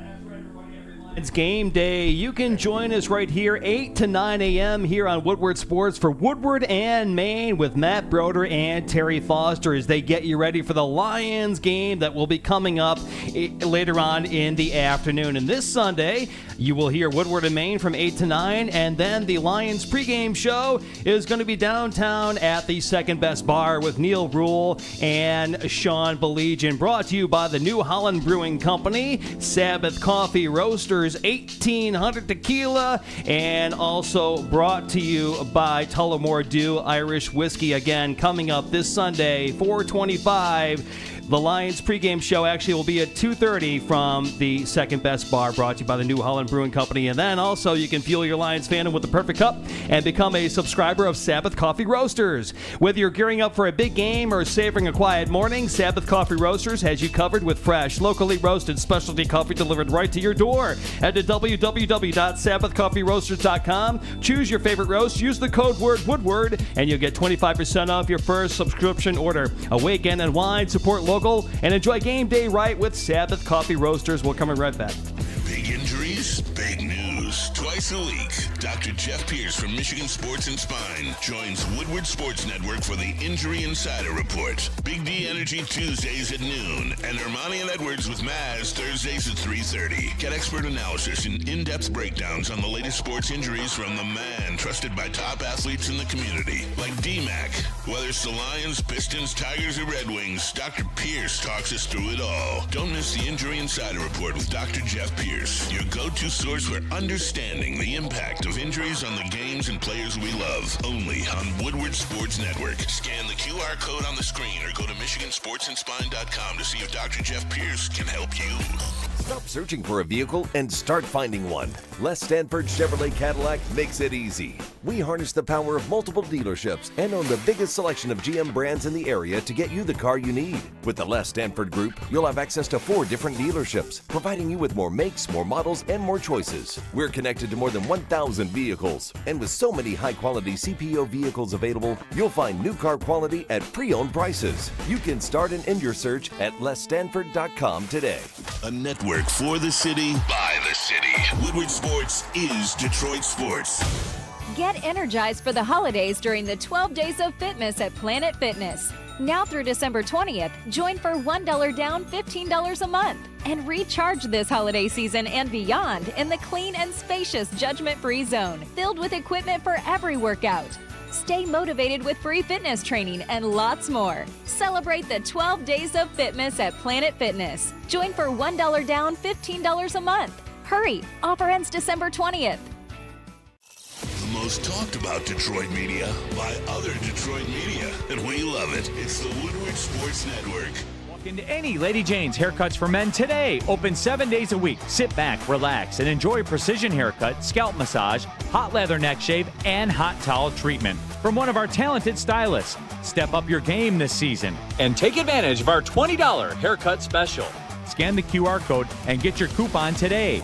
Lady Jane's Haircuts for Men, the ultimate haircut experience. Open 7 days a week. Walk-ins always welcome. Lady Jane's Haircuts for Men. It's wicked awesome. Love Woodward Sports? Love wearing clothes? Then you should be wearing Woodward Sports clothes. Check out our full line of merch at woodwardsports.com. Just click on Shop. We have all your favorite designs, like Dan Campbell kneecaps, Woodward Golf, and of course, our own logoed out merchandise. Men, women, infants, kids all love Woodward Sports. Impress your friends. Impress your boss. Impress your dog. Buy Woodward Sports merch today. ton of fun, a ton of sports, and a ton of man meat. Welcome to the Woodward Heavyweights, live daily 5 to 7 p.m. on Woodward Sports. Everybody scan that QR code above my head, and you can open up a brand new Caesars Sportsbook account, the official sportsbook of Woodward Sports. And when you open up that brand new account and deposit at least $20 and make a bet of $20 or more for your first bet, and that bet happens to lose, you'll get your first bet back as a bonus bet up to $1,000, but only if you use the QR code and use the code word Woodward1000 when you sign up for that brand new Caesars Sportsbook account. And then you can take your winnings over to shop.woodwardsports.com and get yourself some of the latest and the greatest Detroit sports merch. Get your Lions gear, because you're going to be wearing your Lions gear all the way through mid-February. You got to celebrate that upcoming Super Bowl, and then get your Tigers gear for the upcoming spring. Get the Pistons gear and Red Wings as well. Head to shop.woodwardsports.com right now and get some of the latest and the greatest Detroit sports merch. I just I came across Jim Harbaugh podium sound after the loss yesterday to the Chiefs. By the way, the Chiefs with a doink field goal, chip shot field goal, It's no the problem. third different kicker to win Doink a game for him. doink and in. Harbaugh afterwards just talks about Sir Edward. Somebody says, I'm down, I'm a little bloodied, but I will rise and fight again. Yeah. I mean, it's like, this guy is Those guys something. play so hard for him. Isn't that something? They play so hard for him. Watching that game, like watching the end with the Chiefs, I feel like we do it all the time with Patrick Mahomes, and I feel like we underestimate them or we underrate them, their wins. Like, they just find ways to win, but it's deeper than that. And I think we give too much credit to Patrick Mahomes. He deserves all the credit. But it's just the players that know him as well. That's how they're able to win games like that when they play bad. Travis Kelce, like that play right there at the end of the game when you get the first down, he never effing moved. Like, they teach you in football, you move. The quarterback moves, you move. You mirror the quarterback, you're like, all right, cool. He's moving, oh shoot, I got to get somewhere. I got to get open. He never moved from that spot because he's been playing for Patrick for how long? And he knows Patrick is going to do some BS. He's going to come back and find me. Let me just stay here and let me uncover. He stayed in that spot. Finally, Patrick breaks a tackle, does this, and he loops it to him. That's how they're able to win those games, is because Travis Kelce has been there winning Super Bowls for years. Isaiah Pacheco, when he's in there, he knows who the offensive line knows who he is. Andy Reid. So it's like, it's not just Patrick. It's all those players together knowing that mind and being there the last 5, 6, 7, or for Travis Kelce, 8, 9 years. They just know each other. They know how to win in those moments. College football playoff is set, and nobody confuses you quite like the college football playoff. It is the 2024 college football playoff, but the 2025 college football national champion. I always get a kick out of that. I have no idea what year is what, right? They were also eligible. This is the first year of the 12-team playoff format. The top 4 seeds get buys into the next round, into the second round, essentially. And then seeds 5 through 12 will play each other on their campus site. So Clemson, by virtue of winning the ACC championship, they snuck in. Clemson in at the 12 seed. Top 4 seeds, number 1, Oregon, number 2, Georgia, number 3, Boise State, number 4, Arizona State. Arizona State. I know. It's a joke. It's like, I still can't believe it. What are they doing? Best looking student bodies? Right. Is that how they're ranking these? But then you've got Ohio State hosting Tennessee. You've got Texas hosting Clemson, Penn State hosting SMU, and Notre Dame hosting Indiana. They took SMU, despite a loss in the ACC championship game, over Alabama as that quote-unquote final at-large team. But the team that really got screwed here is the University of Oregon, the number 1 seed, who beat up on Penn State in the Big Ten championship game. So for their trouble, they'll get the winner of Ohio State and Tennessee. Penn State, who lost, gets a home game in round 1 against SMU, who didn't play anybody. And then they go to play Boise State. They have a cakewalk, I think. A cakewalk. The easiest road to the quarterfinal round. The Boise State coach took umbrage. The semifinal round. The Boise State coach took umbrage with what you're saying, and because Reese Davis said the same thing. So these little schools are hearing all of this, and we'll see how it matches. We'll see what happens. But if you're telling me that Arizona State is a top 4 team in the country, you're lying. I don't know what the hell I've been watching all year. Yeah. Here's what I really don't like. Look, I know Notre Dame is one of the best teams in the country this year. Okay? But enough. Get in a conference. They not doing it, man. Get in a conference. Why do they let them get away with this? If I'm Alabama, I'm disassociating with the SEC. I'm going to be an independent. And I'm going to get my own channel like Notre Dame gets. And I'm going to do it on my own. Because SMU, yeah, they got in, and yeah, they played a great second half against Clemson, who really didn't have a good year, but it was a really entertaining game. But if SMU doesn't go to that game and lose, they will get in this 12-team playoff no matter what. So Notre Dame sits back. They don't have to play a conference championship. They just got to play whatever schedule they make. And it was a good schedule this year. Don't get me wrong. But enough. What's with the independence now? There's no more independence. Get in a conference. I know you're making money on NBC. Get in a freaking conference. I'm not going to hate anybody's back pocket, so I'm going to leave Notre Dame alone. But what we're seeing in college football is the same thing that we're seeing in this world today. It's all about inclusion. Mm-hmm. It's all about inclusion. You got to include everybody and everything, and if you don't, somebody's going to complain and somebody's going to bitch and moan and complain. Like, legitimately, Arizona State, man, knock it off. Like, and because you've done that, now you got Boise State as a top 4 seed. Yeah. Arizona State is a top. This is why I never wanted this thing. It'll never change. Like, how will this change? It's only going to get more greedy. It's only going to get more dumb in terms of the platform. They're going to add more placing. Teams. But it's not real. I know. Because if Penn State wins the national championship, you can't tell me it's real.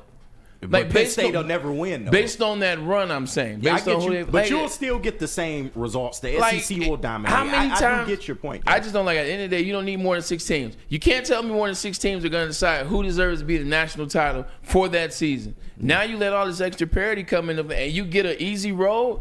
Now you're an okay team who we saw this year, and we're like, all right, you're decent. Yeah. And now you get this road, and you get a chance to play in a national championship game. There are only 4 teams that are good this year. True, but that was the whole point of the playoff, to sell hope. But and this is hope sells ratings, and it sells. What do you think of March Madness? But I'm not talking about money. I'm talking about the integrity of of the game. game. I'm talking about what it is. But this was what it was March Madness. It's different, and you always get here with me. It's just different. It's 64 teams. Basketball is a different sport than football. St. Peter's made it to the Elite 8. Yeah, but basketball different. In this day and age, you get 5 guys that have played together since AAU. You're gonna beat most of these schools, no matter where that school is. Like, you get 1 or 2 dominant players, you can get to a Sweet 16 or an Elite 8. Or hell, you beat George Mason. That doesn't happen in football. Right. It's never been that way. It hasn't been some luck, so I don't want to start it now, if you will. I will say this. I like the playoff. Yeah. Get rid of the conference champions are locked in to the home field. You have to reseed. 100%. Is the way I look at it. Yeah. Because look at Alabama. That's the caveat. Alabama played a tough schedule. Mm-hmm. They lost to 3 top 25 schools, and they beat 3 top 25 schools, and they're out. Meanwhile, SMU, who I think is a great story, it's fun to see the Pony Express back in there. But they don't deserve it over Alabama, although I'm happy they did. See, I because I'm disagree sick with of that. Alabama. I disagree with that. Why? They didn't play anybody, They Braylon. put up 10 points on Vanderbilt. I understand That's where Alabama loses the They put 10 points on conversation. Vanderbilt. SMU lost 1 game. Right. Alabama lost 3, and in one of those losses, they lost to a team that they had never lost to. 3 touchdown favorite. Right. Mm-hmm. There were 3 touchdown favorites over Oklahoma too, and Oklahoma beat them. I get it. But still, look what they played. Why should Alabama play anyone? I'm a big believer in that you have to play who's on your schedule, though, because I don't know too many other teams that are going to schedule SMU outside of their conference. Nobody's scheduling SMU. Yeah. Is Michigan scheduling SMU going through the Big Ten? Nope. No. Is any of these SEC schools scheduling SMU? No.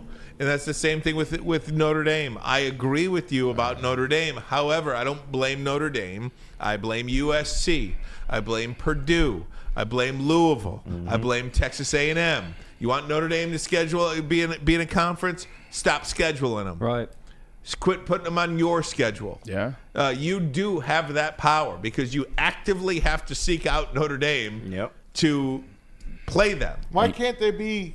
Why aren't people sick and tired of them doing what they do year in and year out?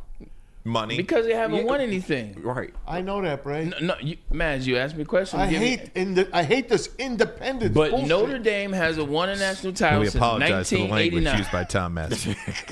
But there's your answer. Notre Dame hasn't won since 1989, so it doesn't matter that they sneak in. They've been in the college football playoffs 4 times, and guess what? 4 L's. Yeah. They didn't make it to, and then they made it to the national championship once, I'm and gonna then keep they got rooting against smacked. Let's keep So rooting. I think that's why people don't care. If Notre Dame was out here if they were winning national championships, and you can see the direct correlation with being an independent, then it would be like, all right, you know what, we got to stop this team. But they don't win when it matters. So Tickets are going for anywhere from $1,600 up to $4,900 Oh, that's it? for that Notre Dame Indiana game. And by the way, here's one thing. I never and paid you look at this $1,600 to schedule, see Indiana. not at 8 o'clock at night. At noon, maybe.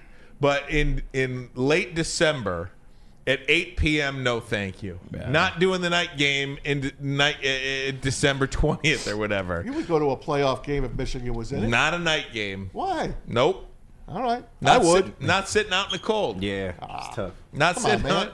In the Hey, big house. Yeah, I'm it's tough. soft. How I'm many not- Monday night games outdoors Hey, did you I'm go soft. to? Huh? That's right. You didn't grow up in Jersey. I'm sorry. No. Yeah.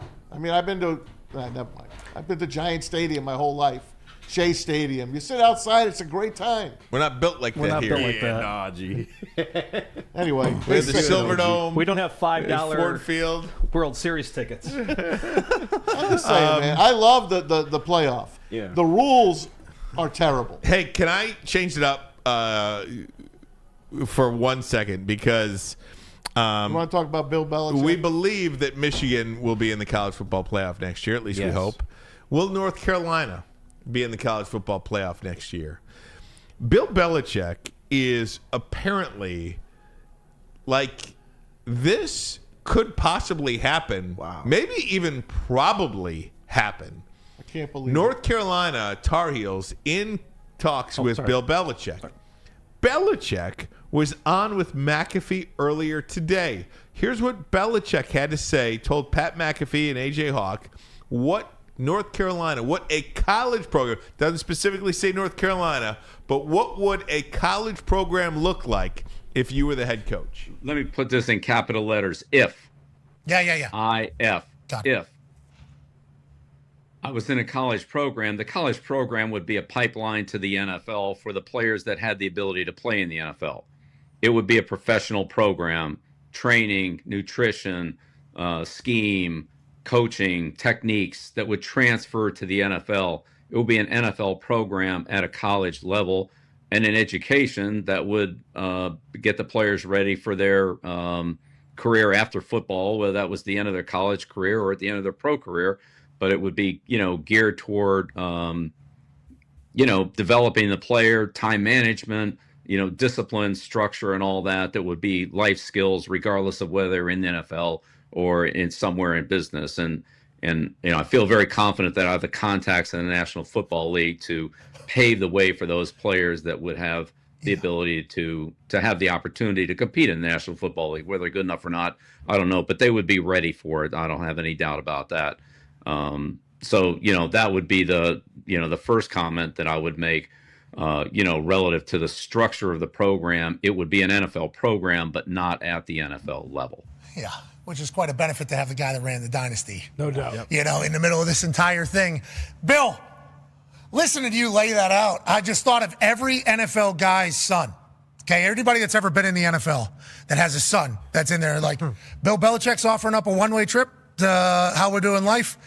Yeah, we can go. Any expatriate that has a kid, obviously, over all those years, I assume they're going to be like, hey, need you to give my boy a rat. That's going to be, that's a big part of like college, though. It used to be development, Yes. Now it's like a big difference. And if you find the right guys, you can build it. And if you got the resources, you can do it anywhere, especially at a P4 program. I can understand why North Carolina would do it, but I just don't understand why Bill Belichick would want to do that. I thought he was chasing down Don Shula. You can't catch him in college. The word on the street is if he takes this job, his son, Steven, will be the next head coach of UNC. That's the only reason I would say he would take that job. Otherwise, what the hell is he It doing? sounds like a brilliant kind of business model. Sound good on paper. I think it's legit. Yeah, everybody's asking this doesn't make sense, this type of thing. Just look at where has he been this season, this college football season. He's been sitting next to Pat McAfee, whose voice I still can't stand. He's been watching these college football games. He's been commentating these college football games. He's seen the landscape. He's seen the difference. He has this different personality, this different energy nowadays. Maybe he's developed that. He wants to teach the game. Hasn't he talked to Nick Saban, his buddy? Nick Saban quit because he couldn't take it anymore. This is true, but now Bill's been on the outside looking in. He's, as you always say, he's got the 60,000-foot view, and he's looking and he's assessing things. Man, he still wants to coach. I think that's what people don't get. He still wants to be a coach. Being on air is fun, hanging next to Pat McAfee. There's a couple jokes here or there and breaking down or cracking fun of Woody Johnson and the Jets. He wants to be on somebody's sideline. You got North Carolina. It's a legendary brand. Jordan Brand is down there as well. And he can have some fun with it. And he can have it his way. He can work the NIL. And I like a lot of stuff, too, about other players that he's coached along the way. So this story, Belichick to North Carolina, has taken the NFL by storm. Just think about his staff would be former players. Brian Cox. What? I play with him. So this is Tom Brady, Julian Edelman, and Rob Gronkowski walking through what Belichick's recruiting pitch would be like if he takes this job. Belichick is actually interviewing for college jobs? Can you imagine him coaching college? No. Absolutely not. Recruiting an 18-year-old? You really want to come here? I mean, we don't really want you anyway, but I guess you could come. We'll figure out if you play. If you bring your parents and use them as a third party, you're gone. You're off the team. We're direct. Some scar tissue built up here amongst these guys. Thanks for joining. That's kind of funny. So the gloves are back off with Tom and Belichick. I could do without those three guys for the rest of my life. Can I just say this one more time? Yeah. I listened to Brady again yesterday. Horrible? Yeah, Brady not that bad. Are you nuts? He's not that bad, man. Did you listen to Tony Romo? Did you listen to Greg Olsen the game before him? Yeah, Greg Olsen is great. He's on a different level. But I'm just saying. But Tom Brady just ain't that bad to me. Oh, he's terrible. It was not. Oh, he's good. terrible. I mean, he's monotone. He's like sleeping. It just doesn't tell me anything I already don't know. Exactly. Yeah. That's the position that he's in. I kind of feel like Burkhardt tries to carry him along. He does. He feeds him. Too. He feeds him easy shots, and he can't hit it out, man. It's because he's not trying to. The stuff that he feeds him, he ignores and comes back to what points you were already making. It just goes to show you truly how difficult that job is. It's a hard job. Mm-hmm. I was going to hit you guys up again yesterday during the Minnesota game. Yeah. I get tired of defending Greg Olsen to you, but listening to him, he's very good. No, he's like 20 steps ahead. Yeah, he's very good. I don't know why you're defending him. We agree. Yeah, 2 years ago. We agree. 2 years ago, I didn't agree with you. I agree with you. The Belichick thing, people say about recruiting. You think Deion just left Boulder, Colorado? I mean, true, recruits go to Deion. But I'm saying it's a different day and age now. Bill Belichick's not leaving Durham. Yeah. Or Chapel Hill. Right. Yeah, he's just not. So you have to go there and you meet with him. I just wonder about his transition in the NIL landscape. He just said football. He's like, I feel good that I got enough context in the NFL to pay for it. He's been a GM. He just said. It's basically being a GM. Side note, he's gonna have to get rid of that 25-year-old girlfriend. Gotta get a break in. He goes to college. Well, that ain't happening. Gotta get a break. No jokes. Self-filter. Gotta get a break in. But first, a message from us. All right, and it's the post-game show, the New Holland Brewing Company watch party with the heavyweights, and the New Holland post-game show with Stick and Anson. And all of this is brought to you by Tangerine Space Machine, Taller, your local long drink, 1800 Tequila, Siroki's, and Sabbath Coffee. And listen, for the watch party, you never know who's going to be through there. Me and Neil was on there this week. We'll have the heavyweights. And, all the Woodward sports personalities love to come out to Hayes Social in Shelby Township. And you can come out there too, man. We'll feature you on the show and everything, man. But, of course, the post-game show with Stick and Anson, you never know what you're going to get on that show. I mean, Stick is one way, Anson is another way. But you can call in, you can get your comments read on air. And it's always a good time, man. So come through and hang with us. But it is the New Holland Brewing Company watch party and post-game show. And Taller, your local long drink. Speaking of Taller, man, they got the Dutch long drink from New Holland Brewing Company, and it's shoulders above the rest, made with all natural ingredients for a better flavor. Small batch gin, 100% grapefruit for a fresh and delicious flavor. You can get them at Total Wine. You can get them at Meijer. Pretty much anywhere drinks are sold. It is Taller, your local on drink. The bad boys from the NFL are here. Your 2024 Detroit Lions are the hardest hitting, highest flying, trickiest playing, grittiest team in the NFL. A dominant team. Get all your coverage of your favorite team right here in your favorite network. Woodward Sports. Get energized for the holidays during the 12 Days of Fitness at Planet Fitness. Now through December 20th, join for $1 down, $15 a month. And recharge this holiday season and beyond in the clean and spacious judgment-free zone, filled with equipment for every workout. Stay motivated with free fitness training and lots more. Celebrate the 12 Days of Fitness at Planet Fitness. Join for $1 down, $15 a month. Hurry, offer ends December 20th. A network for the city, by the city. Woodward Sports is Detroit Sports. And any Lady Jane's haircuts for men today. Open 7 days a week. Sit back, relax, and enjoy precision haircut, scalp massage, hot leather neck shave, and hot towel treatment from one of our talented stylists. Step up your game this season and take advantage of our $20 haircut special. Scan the QR code and get your coupon today. Lady Jane's Haircuts for Men, the ultimate haircut experience. Open 7 days a week. Walk-ins always welcome. Lady Jane's Haircuts for Men. It's wicked awesome. Love Woodward Sports? Love wearing clothes? Then you should be wearing Woodward Sports clothes. Check out our full line of merch at woodwardsports.com. Just click on Shop. We have all your favorite designs, like Dan Campbell kneecaps, Woodward Golf, and of course, our own logoed out merchandise. Men, women, infants, kids, all love Woodward Sports. Impress your friends. Impress your boss. Impress your dog. Buy Woodward Sports merch today. A ton of fun, a ton of sports, and a ton of man meat. Welcome to the Woodward Heavyweights, live daily 5 to 7 p.m. on Woodward Sports.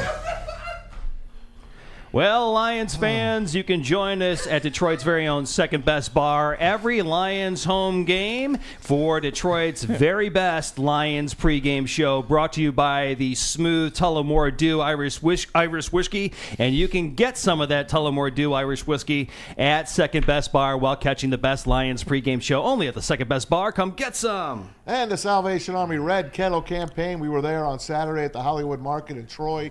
And it was really fun, guys. When you see these guys, please give, because the Salvation Army not only double, sometimes they triple and quadruple your donation. When you put a $20 bill in, they made it $100 last Saturday, 24 hours a day, 365 days a year. The Salvation Army of Metro Detroit's 2024 Red Kettle. They're trying to get $7 million in their Christmas campaign this year. Your contributions will help provide love beyond Christmas to individuals in need of food, shelter, and compassion. Scan the QR code on the screen or go donate.sagreatlakes.org to donate. Tom Mazaway, we've got some breaking news regarding the Detroit Tigers. Man.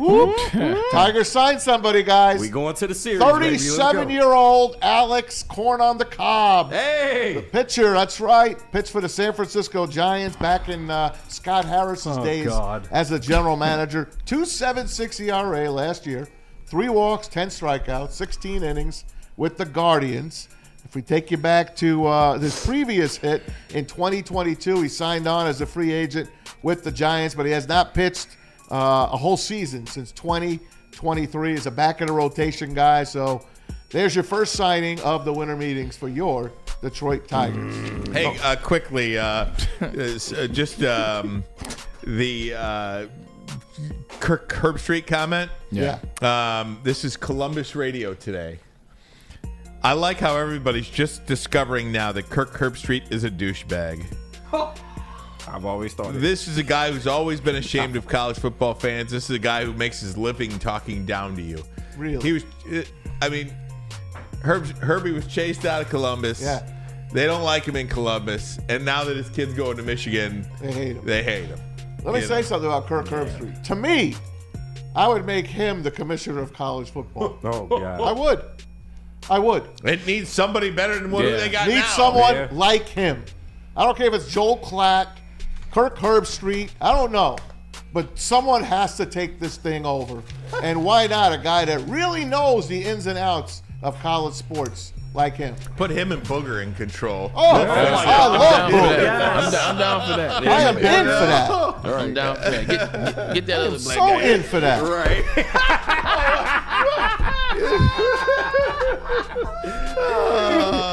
What did I say? Hey, Monday Night Football tonight. The Bengals at the Cowboys again. There's no other reason we have this game other than it's going to be one of those Disney Simpson broadcasts where you put on ABC for the regular broadcast, ESPN, or you put on Disney or ESPN Plus.